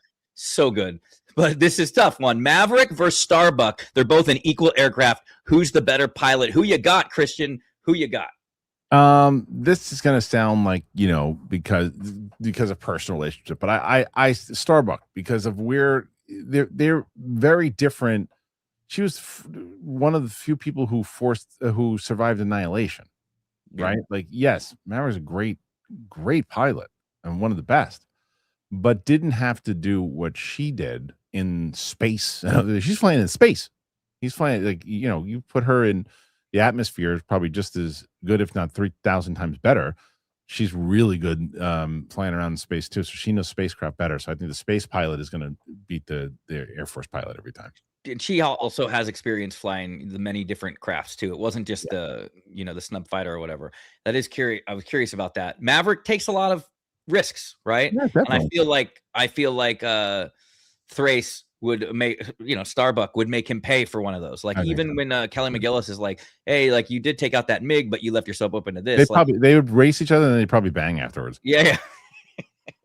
They definitely would bang. Yeah. And they would bang to take my breath away. Yeah, right. Exactly. All right. Looks like we got a Starbuck in the win. I have another good Starbuck one for you. And we don't have a graphic for it, but I'm just going to ask you because it's just we're on topic of Starbuck. Now we're in hand-to-hand combat. Who wins, Starbuck or Bo Katan? Bo Katan. Bo Katan beats up Starbuck. Yeah, with a weapon. Like, let's just say they're in the Battlestar Galactica boxing ring. Yeah, Starbuck is a good fighter hand to hand, but she's Mandalorian. She's trained that way, right? She's trained from birth. Yeah, but we could all say both those characters. I'll ask her to see if she actually answers. Let's see who would win between. Yeah, text KDS. I will say she nailed both those parts. You know what's cool about that too is that she took that role of Starbuck when Starbuck was obviously a male, and you know how people, when there's gender swaps or race swaps, people aren't usually like it. And apparently one of the earliest Comic Cons or whatever, I think in an interview she said they like booed her or whatever when they were first announcing her. They booed the announcement, and for her to turn that character in such a beloved character, good on her. Let's see. I'll see if she writes back. Did you ask her the Maverick one or the Bo Katan one? No, I asked her the Bo Katan. I said, who would win in a fist fight, in a hand-to-hand fight between Bo Katan and Starbuck? See what she says. All right. Since we are, let's see here, 10:17. All right. Well, I feel like we're gonna fucking fight on this one, dude. Yeah. And then you can just fucking throw that mute video up. War movie purge, Luke. War movie purge. All right. War movie purge. Save 2, 4. Must go. Oh, man, there's one of these on here that if you don't have it on here, we're gonna have real problems, and this will be my last show. Okay, we have Glory, the Edward Zwick Civil War movie, Denzel Washington, 1989. We have Saving Private Ryan. Oh man, this is a tough one, man. Platoon, Full Metal Jacket, Apocalypse Now, and The Deer Hunter. Now, I was gonna originally do your Rushmore, but I want to make it hard. Kristian, War movie purge, save 2, 4 must go. Let's start knocking them off. Which ones would you first take out? The first one. So I've never actually. I don't think I've seen Apocalypse Now all the way. Oh wow. Okay. So I only for default I would take that out because I haven't seen it. You should give it a watch. I know. Apocalypse Now, and let me see the other ones again. Apocalypse Now I would take out. That's one. I got another one I would take out. The Deer Hunter is the other one I would take out. Yeah, I would take out Deer Hunter. Great movie, great scene. I mean, there's that powerful scene with the Russian roulette. Just freaking scares me just thinking about it. I know the other two that I would take out, and I wouldn't be happy doing it. But I knew immediately the two that I would keep. Can you guess what the number one movie on there for me that I wouldn't want you to take out? Platoon. No. Okay. Glory. Wow. Yes. Put us back on so we can talk about it. So, okay, we have Full Metal Jacket, Saving Private Ryan, Platoon, and Glory. Which two are you keeping out of that? This is all personal reasons. Those they're all. I'm not. The other two are easier to say. Yeah, I'd probably take those out. One I haven't seen, and the other one I liked, but you just I don't look at it as one of the greatest war movies. Glory is a great movie. It's it's great. I just don't like it as much as the other two, or respond to it as the other two. So I would take Glory out, and I would take out. I know, I'm sorry, and I love Full Metal Jacket, but I take that one out. I'd leave Platoon and Saving Private Ryan. Yeah, I mean, my top 3 would be Platoon, Saving Private Ryan, and Glory. Yeah. But because Glory is, and for people who don't know, that's my favorite movie of all time. It's what inspired me to go to film school. It's what inspired me to be obsessed with the Civil War when I was younger. In fact, I'm going to go to Gettysburg this year for the first time to stand on Little Round Top, 20th Maine. Oh my God, I can't even imagine what that's going to be like, or to walk Pickett's Charge. I'm a big Star Wars buff for anyone in the chat who knows this about me. But yeah, Glory for me, the score from James Horner is amazing. And Denzel Washington, the whipping scene. Yeah, and it's a phenomenal movie. It's a phenomenal. It's like so it's tough. But so why do you Platoon? You're saying Platoon is also a movie I used to. My dad was a Vietnam vet, so he loved that movie. Watched all the time. So I used to watch that movie with him. And so that one always kind of and it's a great movie, Oscar winner too. Yeah. By the way, so Katie wrote back. You want to guess who she said who'd win in a fight? Starbuck. No, she said Bo. Oh, Bo. Yeah. That's funny. So there you go.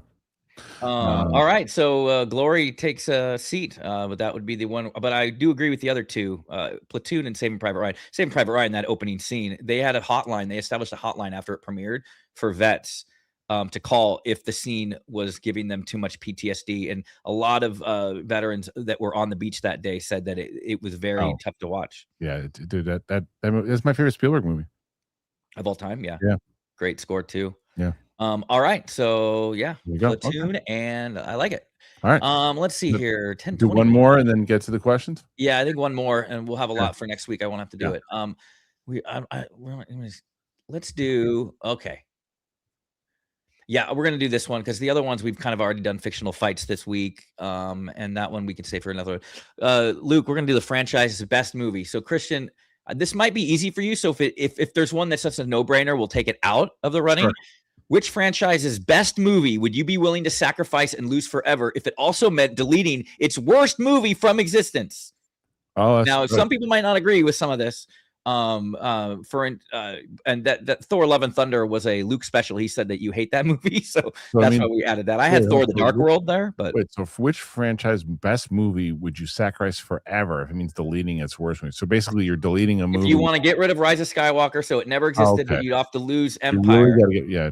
Oh shoot, this is the toughest one for me because right away I go, get rid of Thor: Love and Thunder, but then you have to lose Infinity War. Yeah. Right. Batman 89, but then you have to lose Batman because you want to lose Batman and Robin, right? But then you don't never get Batman 89. But it means you got to say so. It means you sacrifice forever. It means deleting its worst movie. But in order to delete, so basically you're just saying which of the best movies would you delete? Basically, yeah, I guess so. I mean, it is like, I guess when you say it that way, it's like a hidden. It's just like the last question. Yeah, it's basically. But it is based on your hate. Like maybe you like Crystal Skull, so you'll be like, no, I'm going to keep Crystal Skull and keep Raiders, right? But if you hate Rise of Skywalker, I know that. But like to get rid of that, you would get a different episode 9. But then you would also, when you come back to the future, you'd realize there's a different episode 2 as well. Great. So bring that graphic up one more time so I look at it.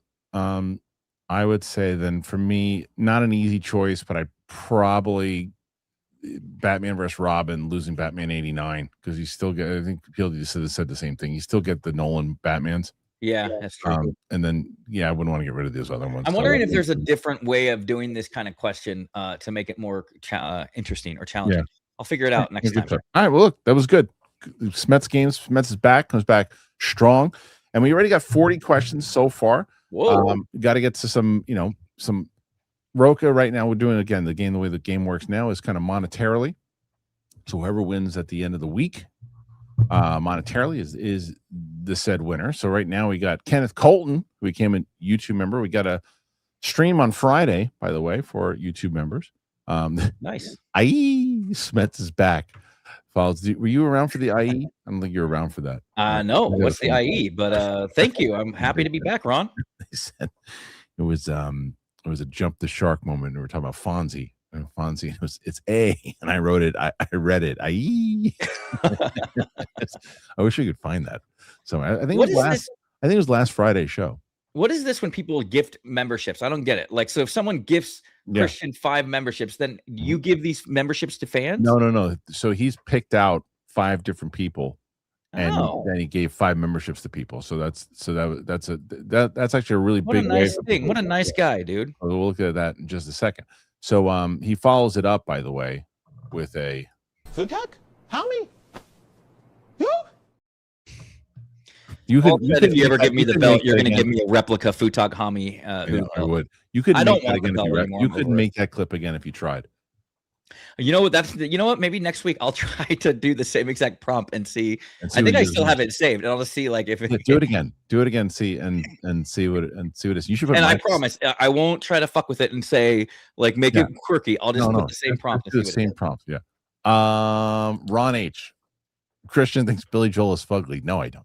Why so mean? That guy got an uptown girl. He doesn't need to succumb to your pressure. This is good. I like what you're doing here. I think you've been jealous of his looks for the longest time. That is a Billy Joel fan right there.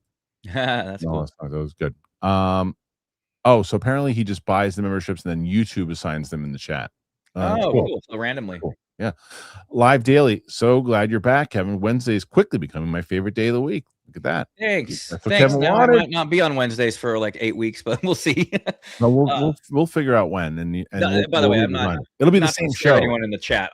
Work wise, I might have a couple Wednesdays where I can't do it, but it'll be the same show. It'll be designed to a different day. So we'll figure that out. Thanks so much, though. Go Pel. There you go. 5 memberships. For this guy, by the way, I remember when I did Maverick versus Starscream. He had the most badass like super chats. I mean, I think he comes from the military. He was talking about like engines and serial numbers and weapons, and I was like, this is the coolest guy ever. He's the best. Pixel Cactus. Smash, did you see yesterday that KO hesitated when asked if you guys were friends off the air? Curious your thoughts. That's not what happened. No, it's not what happened. So someone asked because they were watching Schmodown. They were talking about how great your rivalry was.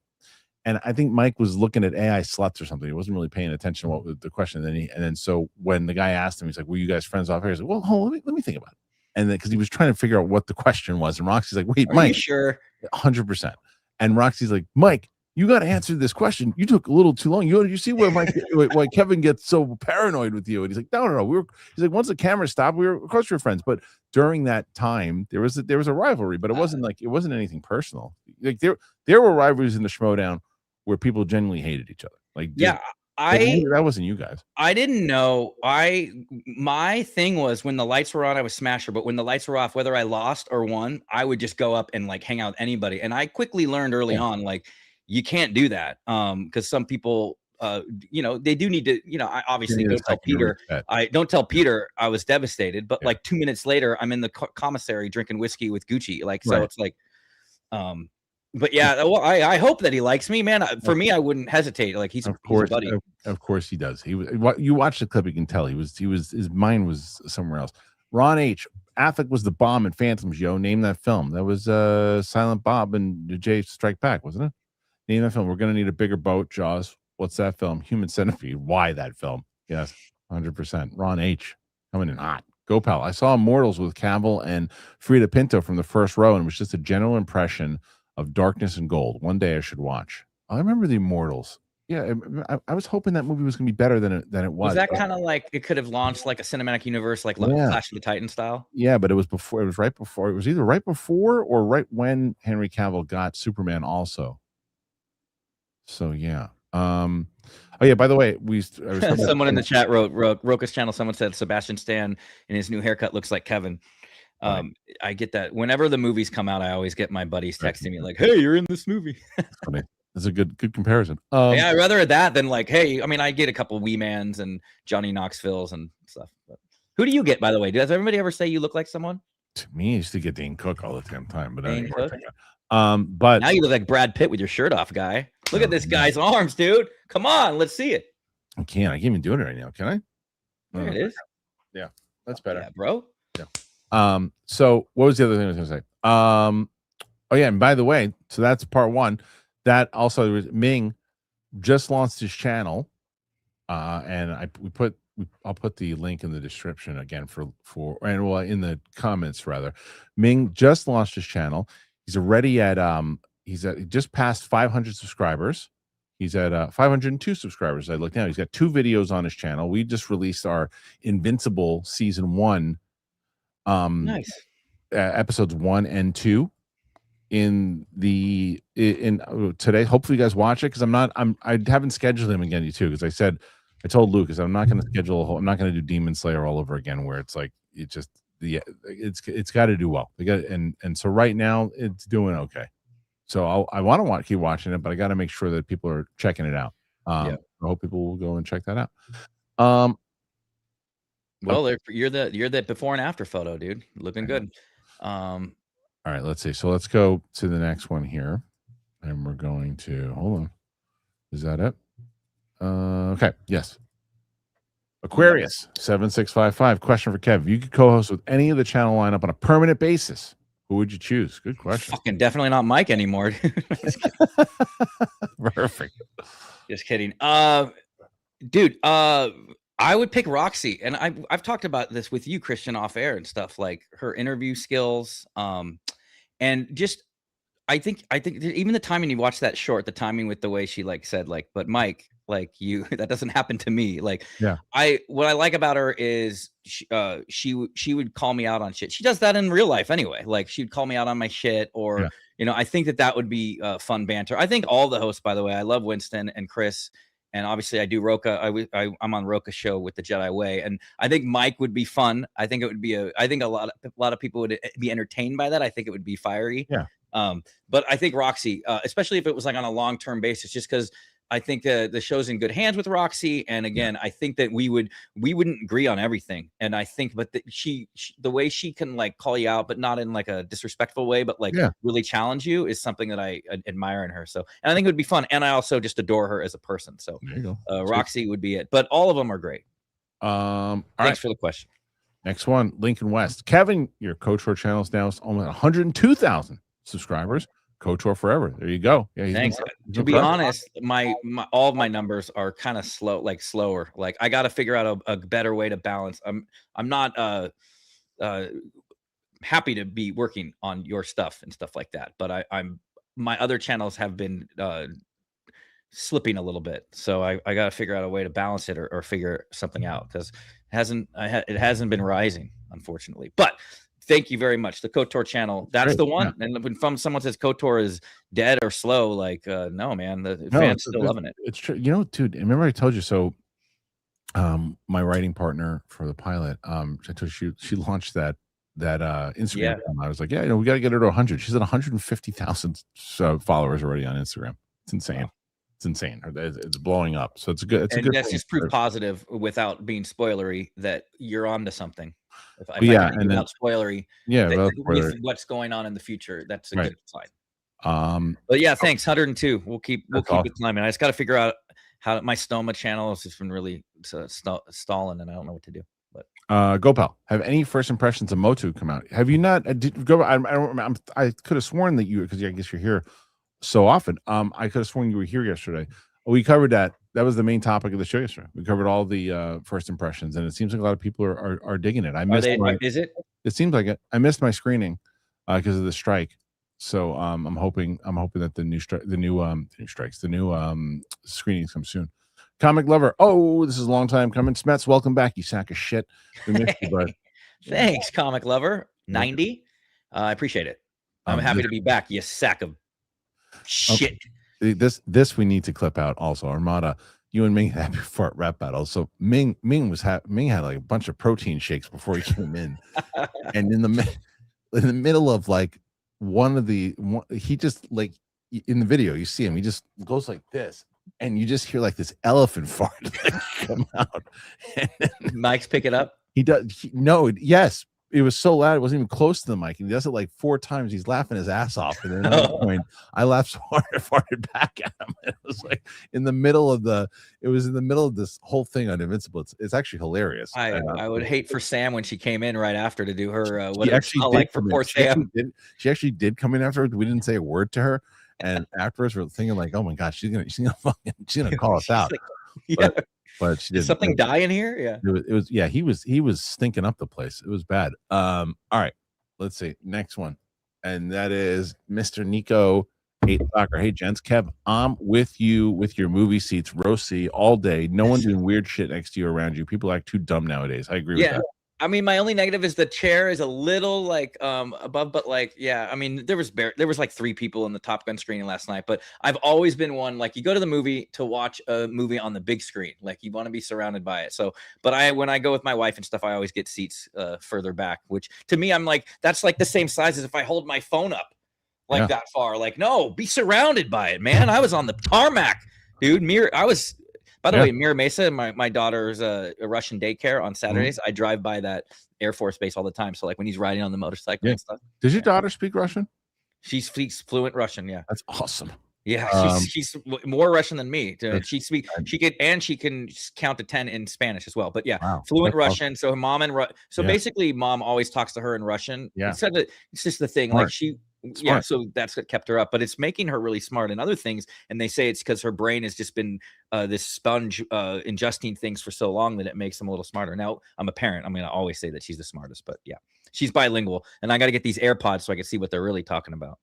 That's pretty great. Mike Joyce, Invincible is great. Glad you're finally watching it. Definitely worth your time if you aren't able to continue with the reaction to it. Nice. I mean, you started that, huh? Yeah, we did 1 and 2. That was the one we did with Ming.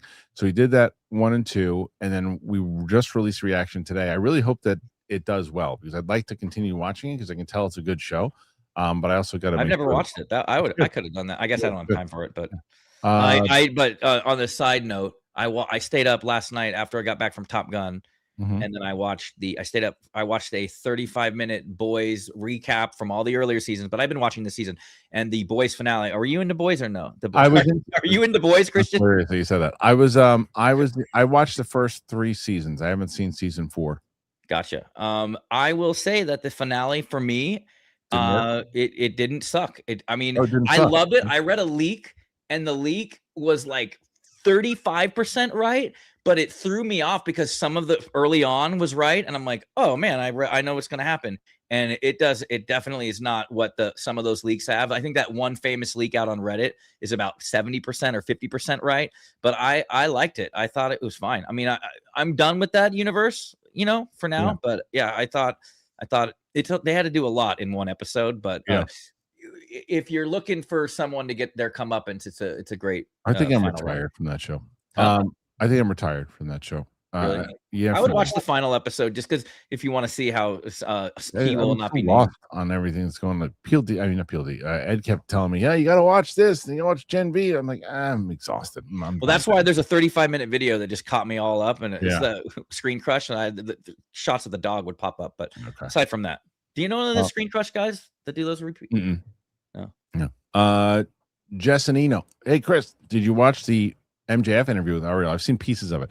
Best in the business for a reason. Nixon 4. You heard? Yeah. In 4? Ooh, I mean, from your lips to God's ears. I hope that that's true. 4 is going to be tough. I think Cleveland last night, even though they probably got their backs broken a little bit last night, I feel like they're still a pretty damn good team. I don't know if 4 is going to be realistic, but I think that the Knicks can get to the finals this year. I really do. I really think that win last night was massive. I'm of the opinion, even though I'm LA, I like when the Knicks are good. I think it's good for basketball. I like when the Yankees are good. I think it's good for baseball. So Knicks haven't won a championship since '72. Kaiser used to always call you Chris, but then I remember someone else on the show announced that don't call him Chris. He doesn't like it. Do you like it when people call you Chris? No. Okay. Sorry, Jesse. No, Kaiser would always say, "Hey, Chris." Kaiser got away with it. And the only reason why he got away with it is because only my friends from home and my dad and my mom and my brother will do it at occasion. Yeah, usually occasion too, but usually family. And Kaiser got away with it because he always felt like I grew up with Kaiser, even though I met him in college. So like he got away with it because it was kind of like I took him even from like Rochester, but I felt like I took him from Queens and put him in the Schmodown. So I was like, all right, I'll let it slide. What a small world that how that worked out, where I was coming on and then I told you I knew him and then we were able to bring him on. Yeah, and I paired you guys up, Bobby the Brain. Yeah, it was great. Dungeon, man. We had some good times. Michael D. Futog to all that homie who, Jen. Futog, homie who. Futog? Homie? Who? What is this? Look at his logo. He-Man Goon Uniform. Fukak? How me? Who? Almost says like magic. This is AI sluts on that girl's shirt, by the way. Yeah, that's so good. Where AI sluts. All right, so we got You gotta get that short, but you gotta use the version. I can send you the audio of it built pumped up. Dude, you're over 21 questions right now. Hey, I got a 21 questions.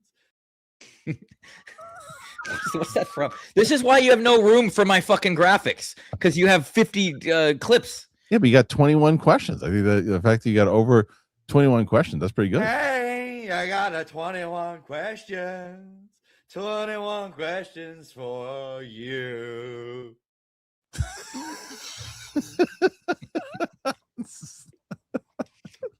You got 21. All right. Where's Futag Hami Ho? Thank you. Wraith X7. Disney made the mistake of making live action Star Wars TV series. Star Wars TV series should only be animated. I disagree with that thoroughly, because Andor will speak volumes on what you could do with it. You can do it like Game of Thrones, and again a 7-8 episode miniseries of Darth Bane or Darth Plagueis or anything that's really dive deep into it could really work. So I disagree with that thoroughly. But animated seems to be the only one that Filoni really has hit very well. Yeah. So yeah. Okay. I will say that I do like. I used to argue that the animation they should change it up and switch it up, do a G.I. Joe style animation or whatever. But I do like how all of the animation kind of is that same vein, that Clone Wars look, because it just keeps everything. It feels like it's all in the same universe. Yeah. Star Wars Resistance never quite felt like it was part of the Star Wars universe, because it was so radically different. I want to answer that question, by the way, about the MJF thing with Ariel. I did see that, and I saw the stuff he said about Bret Hart, which was pretty great. And I saw Punch drunk. He was something like that. But he's great. He needs to get to WWE eventually, just to see him have one. Even if it goes back to AEW. Like he's kind of like Sting. Sting stayed in WCW for a long time and then finally went to WWE. I'd like to see that happen before he's too old. You watch that whole interview, he talks about it. Oh, does he? What did he say? Yeah, well, he mentions that he kind of likes that right now he's only been with one, and then they mentioned Sting, and then he wouldn't tell what Sting's. He said you need to talk to Sting about what he thinks about his run at WWE, and he likes that he's becoming a legend over at AEW, and he feels that to be one of the greatest, he wants to be on Rushmore, and in order to get on Rushmore, he believes that taking AEW, it's like if he could take to AEW and make it like legit huger than it is now. Yeah. I do like him. He says he watches. What I like about MJF is he watches all of it. And a lot of people give him shit and say, oh, here he is. He's talking about WWE again. He talks about all of it. He says he watches all of it. He proudly said he watched WrestleMania. He watches TNA. Like, he's like, why wouldn't I? I'm in this sport, and this is what I'm trying to be the best at what I do. You should watch everying. So it's a good interview. You should watch it. It's Long Island guy. And I do think I have a sneaking suspicion. He calls CM Punk.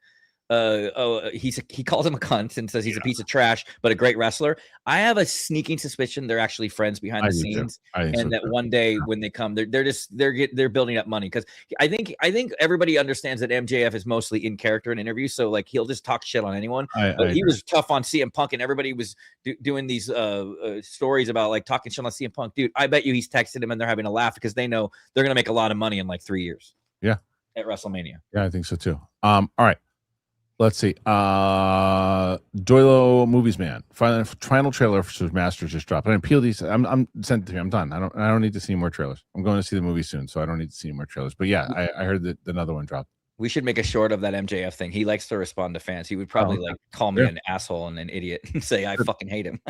Throw that in there. Throw that what you just said in the short. Yeah. I love you, MJF. Yeah. What's up, Kristian? Been a while since I could watch the show live. Glad you're able to, Brandon.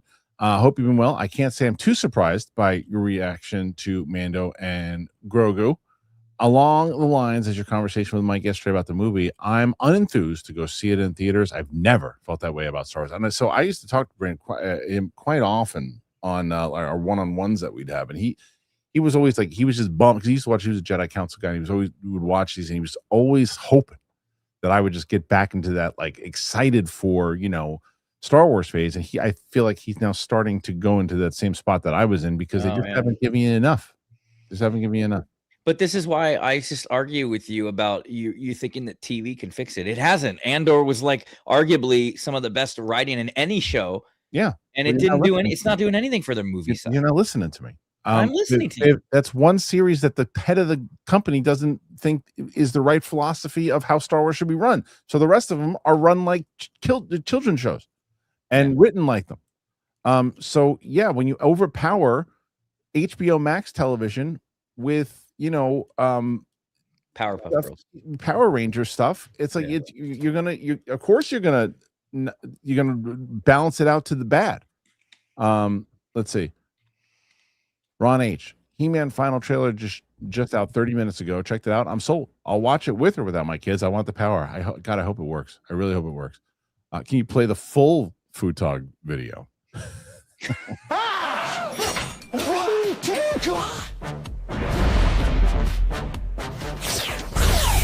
Futag? How me? You?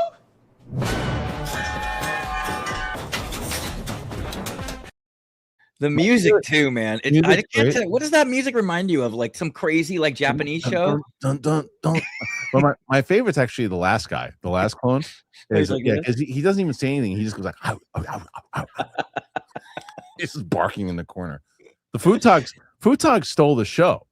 Like Futog, like he's like the famous one out of the three clones. But these Like, other watch. guys, without them, The first guy actually, I think he starts it off. He screams or something. Actually, no, the third guy. No is the one who screams. Third guy screams. He gets no love for it. Watch, he screams. Watch. He says, who you are? He goes, he's trying so hard to be the star, and he got overshadowed. He goes, ah! And then the guy in the middle goes, and that's what we picked up. That guy's the star. Watch, we're doing that.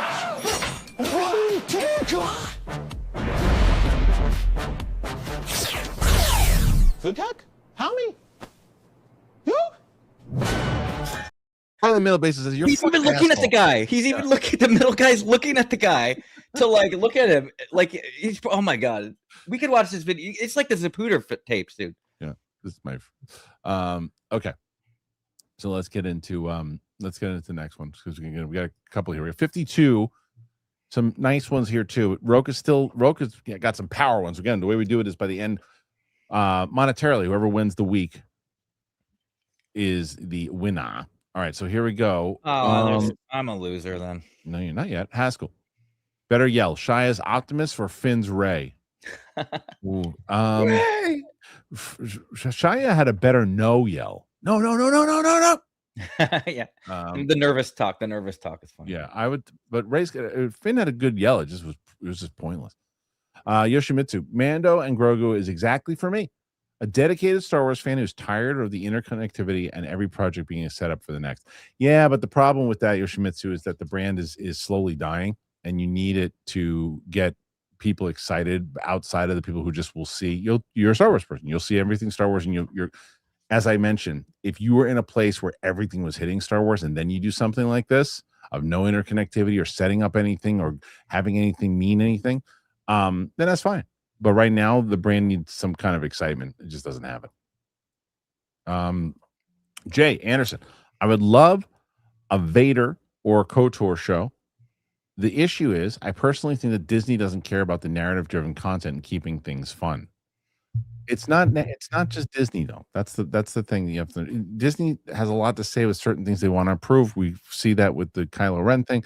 But Lucasfilm is the ones who bring. This is the way that always works. And I'm just bringing up my time at Silver.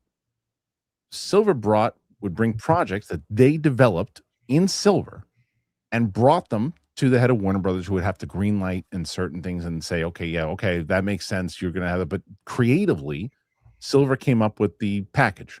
Yeah. That's what the production companies do. They come up with the package. They come up with the idea. They come up with the story.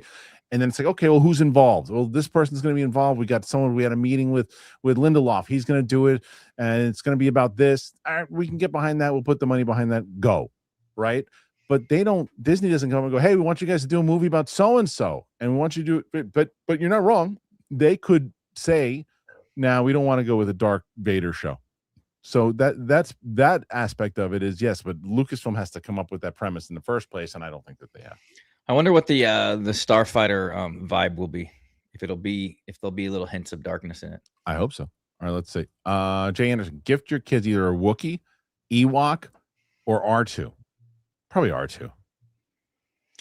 Oh, Wookiees- Wookiee takes care of you, man. It's gonna save it. Like I'll never worry about my kid getting dogs. kidnapped or anything. They're not dogs. They're not. They're not dogs. They communicate. But that's what I'm saying. They're not. They're not like things that you just like. They're not pets. Who Wookiees would aren't be a pets. pet? No. What are Wookiee you talking wouldn't be a about? Ewok isn't either like an Ewok. No, because I'm the saying Ewok's gonna R2. eat your. You know, Ewoks are cannibals. You're gonna wake up and your my daughter's gonna be served on the plate. I picked R2. R2 is meant. That's what droids are meant for. They're meant to help out. He's serving drinks. He's doing shit. He's around there. You plug him in, and then Yeah, and I bet you R2 has a magnet thing, so you could put your iPhone right against the side of it and could just charge your phone right away. Yeah. But I would still pick Wookiee because Wookiee protected Kylo. That whole the Kylo as a kid.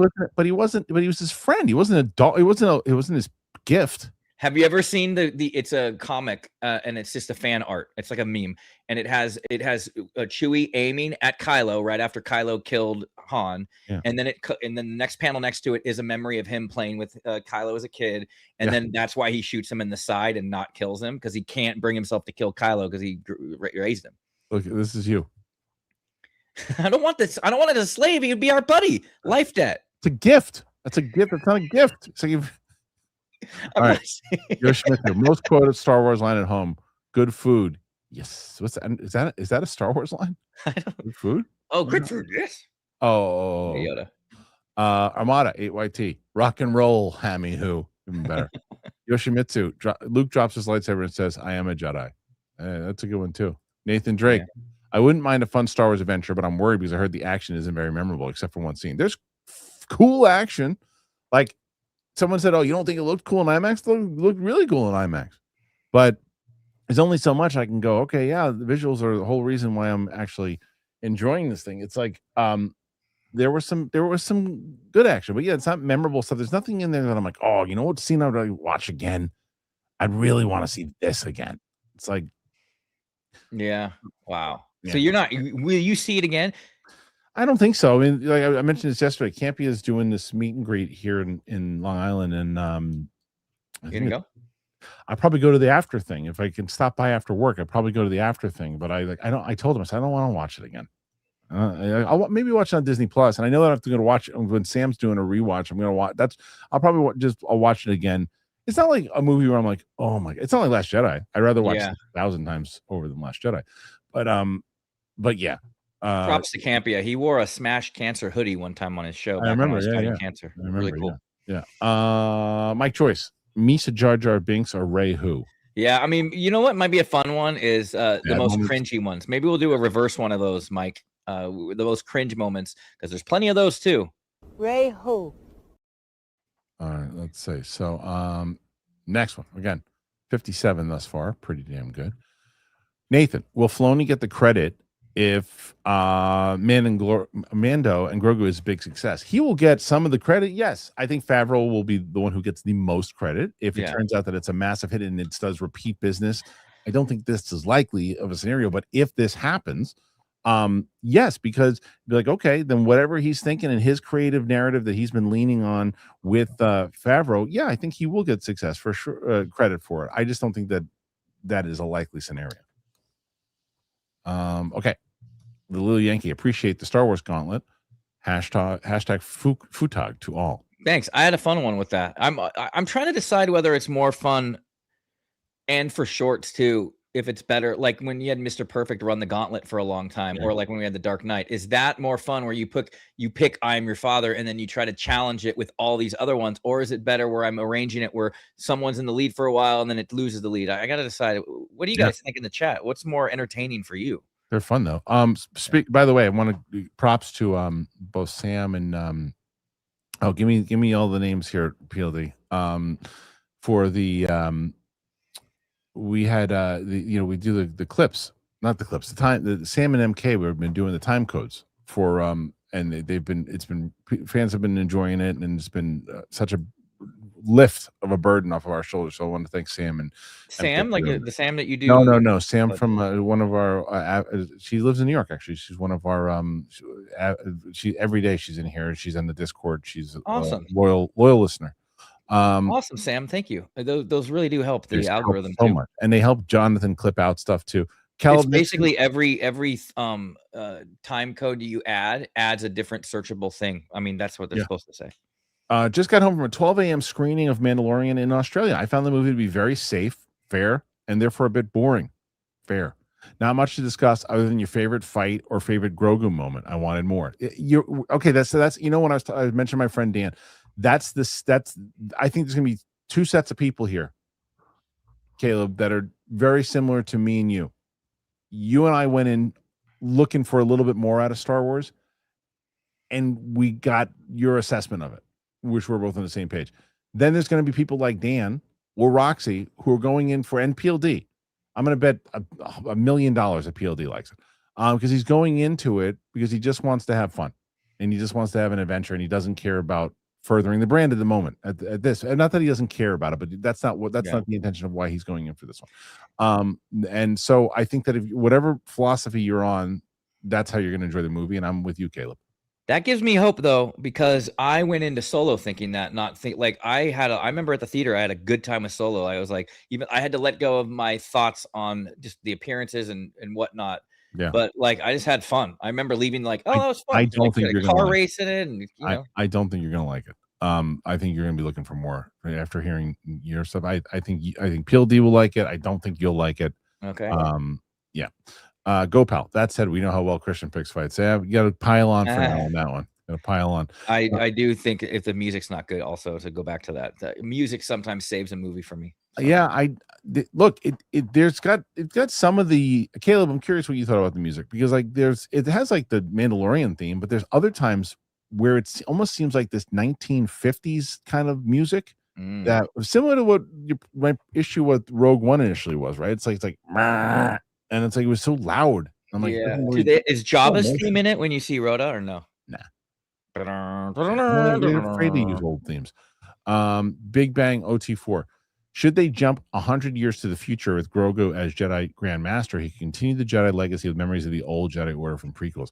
Hard to say, should they? Because we don't know. That's my point with season 4 of A Mandalorian having to happen. We got to know where is he by the new trilogy? Yeah, where is he? Will he have pupils too? I wonder. Will he have actual pupils like Yoda? Have you ever seen? I think I've talked about it. Images of Grogu with Yoda-like pupils, where it looks eyeballs. He looks really creepy. Yeah. Well, PLD said I'm one of the few people that didn't. I'm the only person that hasn't liked the music so far. I mean, no one. I feel like no one's going to speak ill will of Ludwig. He's great, but no one's going to say I didn't like Ludwig's music because it's almost like saying I don't like the best. He's the best composer, one of the best composers out there right now, of the young generation.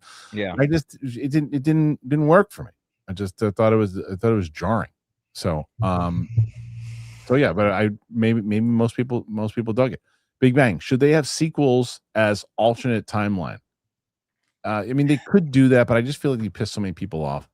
You could do it with the world between worlds. You can certainly do that, but yeah, you could do it also how they did the Star Trek movies, where they didn't render the old ones. It's just a different timeline because of that.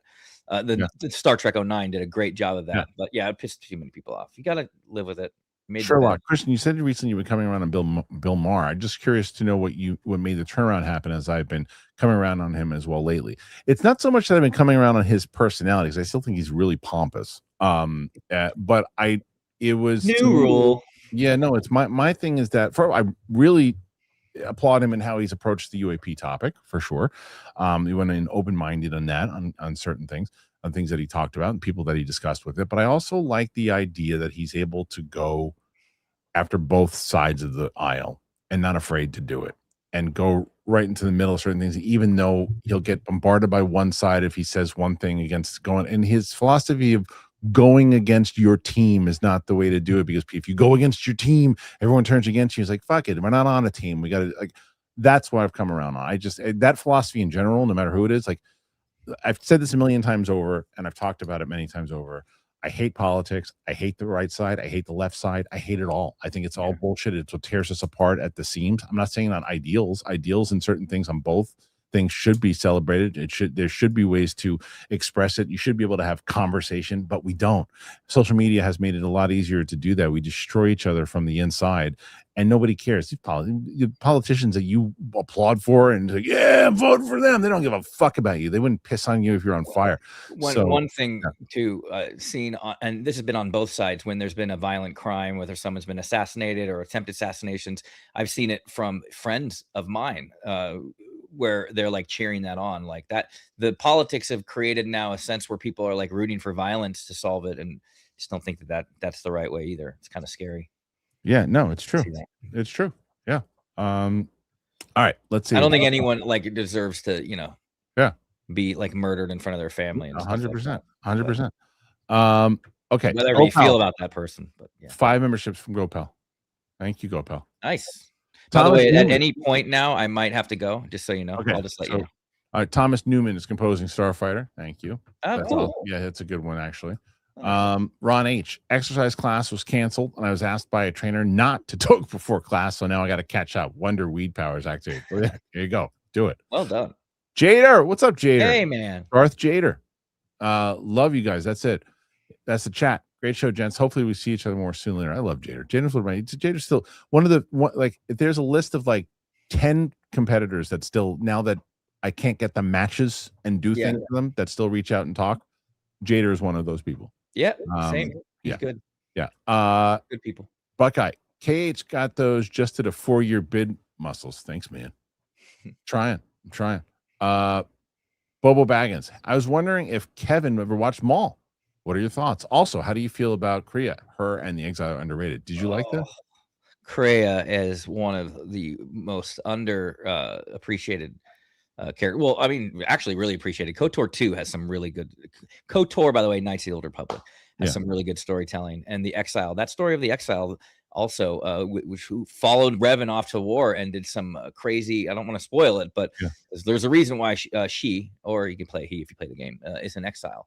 I did watch Maul. I loved it. I went in kind of saying like it was like, oh, it's going to be more of the same, but I enjoyed it. I thought that they stuck the landing. We'll see what they do with further seasons. I still think that I would sacrifice that show to have a show post Return of the Jedi before The Force Awakens in that same animation style with Luke and the trio. But yeah, I enjoyed Maul, and yes, I do love Kriya. She's a great character. I love Maul. Okay. I love a KOTOR question. Thank you. It's not military, but I used to watch a lot of Wings back in the 90s. Okay, there you go. He's not military. The sitcom Wings? You said no, you said he was military. He's not military. No, I know, but he's very okay. Because before Discovery pivoted to all fishing and truck driving content. Wings, not the Wings, the show with yeah. The TV show. Yep. Bobo, what's the name of your channel, Kevin? I'll subscribe to it right now. Thanks. I have if you go to, I think it's Where to Find Me. It's a graphic on your. It should be in the description. If it's not in the description, it should be. But I do have an easy. If you pop it up right now, anybody can see it. It just says Where to Find Me. Yeah, there it is. I have way too many. Some of these are going to be canceled or rebranded. But yeah, Level 1 Lunatic, Video Games, Fandom Force. It's just that's going to be changed to Kevin Smets, by the way. Then Star Wars Squad, and then Snomaversity. These are to follow me, man. I appreciate the help. You like music. Yeah, go and check that out. All right. So next one is y'all. Thank you, Bobo, by the way. Y'all think of me as some bum smoking on the smelly joint. Nope, I vape that THC way in the future, baby. It's totally discreet, especially in smell. And from what I hear, it just hits just as hard. Ron's the man. Yeah, Ron is the man, and he's coming. He's awesome. Ron just he's having a better day than us. He's like Brad Pitt in True Romance. He's like Floyd. All right, so we can peel there. Somebody can put the lower third back on. Buckeye, watching the Cavs implode disturbed my spirit. Yeah, I know you. I know you're a Cavs guy. I'm sorry, but we're going to be against each other for this. Think of it this way, buddy. The agony of defeat is why you have the thrill of victory. So sometimes you got to take those valleys so you can appreciate those hills. That's what I keep telling myself. The color of today's sky is purplish, right? Oh wait, I think my gangster fruit just hit. I'll talk to my plants. If they respond, it hit. There you go, Ron. Perfect. Everybody's partying, dude. I love it. Go pal. Back and to the left. Great movie. Back and to the left. You know the movie? Back and to the left. JFK. Oh. Yeah. Chris Counts. Sent this too late on Monday. Best animated stuff. Had great character development. Ahsoka live action had poor. Filoni shouldn't be the sole writer. I couldn't agree more. should have somebody else writing. He's a good storyteller, and he's really good at animating storytelling. Yeah. Live action has not worked yet. Gopal, do you know the Flick Connection channel? No. Gopal, lately YouTube puts a lot of Flick Connection on my feed. I don't know. Yeah, I don't know it. I'm not sure. Is that Gopal? I see G at Sarngrad. Yeah, but it's Gopal. Oh, okay. Fucking Kev remake. Looking dapper in that shot, by the way. Yeah, he's slick. I bet you this guy's making deals. Fucking Kev remaking the GIF with Pryor. What is that? I don't know. I saw that earlier. I'm not sure what that means. Ron H, is that a Wookiee thing? Give the gift of slavery, life bond. You're mine, I'm yours. I will never leave you. I love you. I mean, okay. First of all, I don't want to re-enslave a Wookiee. I want that Wookiee to want to be my pal, and then protect my daughter. Giving him away as a gift is not a way to do it. It's not a gift. It's given to me. All right. Okay. Yoshimitsu, today's format with the really good options mixed throughout the gauntlet is more fun.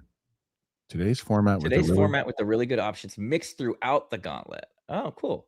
Thanks. So I guess he means I also like the idea of maybe like threading the games within, so it's not just like now we do the game segment and now we do this segment. Let's see. 3 more right now for now. Midnight Holocrons, Palpatine TV show by Tony Gilroy, heavy politics and young Palps on the rise. Fuck yes. I would, if I was able to, if I was part of the creative team and I knew I wasn't going to get fired and I had a 2-year contract where I couldn't get fired, I would be in Filoni's office every day saying, why are we not adapting our books? Yeah. Why are we not adapting our books? Why are we not adapting our books? We have James Luceno, we have Drew Karpyshyn, we have Claudia Gray. Why are we not adapting our books? That's our TV show. We have stuff. Plagueis novel is so good. So it's a gangster story. Michael, did you see that? Like, oh man, it just gets me mad. The Acolyte director Leslie Headland was like, "Oh, I'm so." This is what made me glad that they didn't continue on with that fucking show, because she was like, "Oh, I see it Plagueis as like a golem type, like weird, like figure, and that's what she would have done with him." And if you read the books, that's nothing like him. He's smart and collected. I would have. Horrible. I mean, he's hiding behind the cave, like, what are you doing? Yeah. I mean, in the novel, he's watching Anakin ask what are midichlorians from far with like a telescope. So I get that he likes to lurk in the shadows, but like making him like a golem type figure, I would have thrown my computer out the window. Caleb Nixon. Funny you mentioned the music. I agree, actually. There you go, PLD. Suck it. I actually agree. Found it distracting at times. It didn't feel very Star Wars. Hard to discuss specifics without spoilers. Not a bad movie or score, just a bit disappointing. Same. Do they have any source music in it, like a cantina theme? Like source music meaning it's being played in the arena, or no? But here's the thing. But here's the thing: you don't necessarily the difference between like the Obi-Wan series and Mandalorian. You don't need old school OT themes in that, unless maybe Grogu, if he's doing the Force, you could throw the Force theme in there. That could work, but you don't need it in the way that you did in Obi-Wan. This had Mandalorian themes that they had set up, but there was other times it just felt jarring. When I say source music, I mean source music means like when they walk in the cantina, there's a band playing the music and they're hearing it. Is there any in band like a lapty neck type? Yeah, so he's talking about the this is what I thought too. He's talking about the Wookiee. You're remaking the Wookiee, the toy with the Wookiee. Yeah. Oh, I remember that movie. Yeah, not the gift with Cameo. Yeah. That cost you $4 to explain that, but appreciate it, pal. So Mandalorian Grogu is now at 61%. It went up a percentage since we've been on the air. So there you go. All right, 64. Not bad. I don't know if we're going to get there this week, Kev, but we did pretty good with the damn questions. We did good with the games. It was great to have you back. So people did want to, if people did want to check you out, we threw up that graphic. We can. Yeah, you don't need to put the graphic up again. Just revanmovie.com will put you to my KOTOR, my Knights of the Old Republic channel. Always respect Kristian for saying Knights of the Old Republic whenever someone super chats KOTOR. And I have other channels, but I am stretched thin right now, so I got to figure out how to find a good balance. So I'd be remiss to start sharing all of them again. But if you do want to follow, it's important to me, the Stomaversity, Kevin Smets channel, or you could find me at Kev Smets on Twitter and Kevin Smash Cancer on TikTok. But yeah, basically, I got to get my ducks in a row and figure out how I'm going to balance all of this. But I do appreciate all the support and all of the people in the chat. You guys are all very kind. And I get messages from people saying that you guys are asking about me when I've been gone. And that means a lot. So I appreciate it. And we got one more here from Ron again. Tonight is game 1, Montreal and Carolina. Tomorrow, festivities will probably begin and go all weekend. Montreal, Quebec, Canada, about to explode. Be the best. Kristian, you are hours away. You need to visit. I mean, my wife really wants to visit Canada. Really. She go. So we should. All right. We'll be back tomorrow. Chris Carr will be on tomorrow. It'll be me and Chris Carr. Steph will be off. Steph might be off until she's back from Mama Land. Well, she's always going to be in Mama Land, but as far as giving, she's going to have a baby soon. So we're going to talk pretty soon. Wait, there's another one. Johnny Patricia, how's the Invincible video doing so far? I'll check. Let me check right now. I'll tell you how it's doing, and then we'll see if it's hopeful. If it got back to, if we got a green check, hopefully. Let's see. Currently, it is. Oh, okay. It picked back up. It picked up. Right now, it was in the down arrow, but now it's got a green check approaching a green up arrow. All right. Not bad. Nice. Doing okay. Yeah. I guess you have to have a certain number in order to make sense to do it, huh? It's got to do at least the first one. The first one's got to do at least 20,000 for me to do another one. All right, let's see. Johnny Patriza, thank you. And this is the last one for now. Yoshimitsu, Star Wars fans in 99, get politics out of my space movie. Andor fans in 2022, more politics, please. It's all about quality writing. That's it's interesting you say that, though.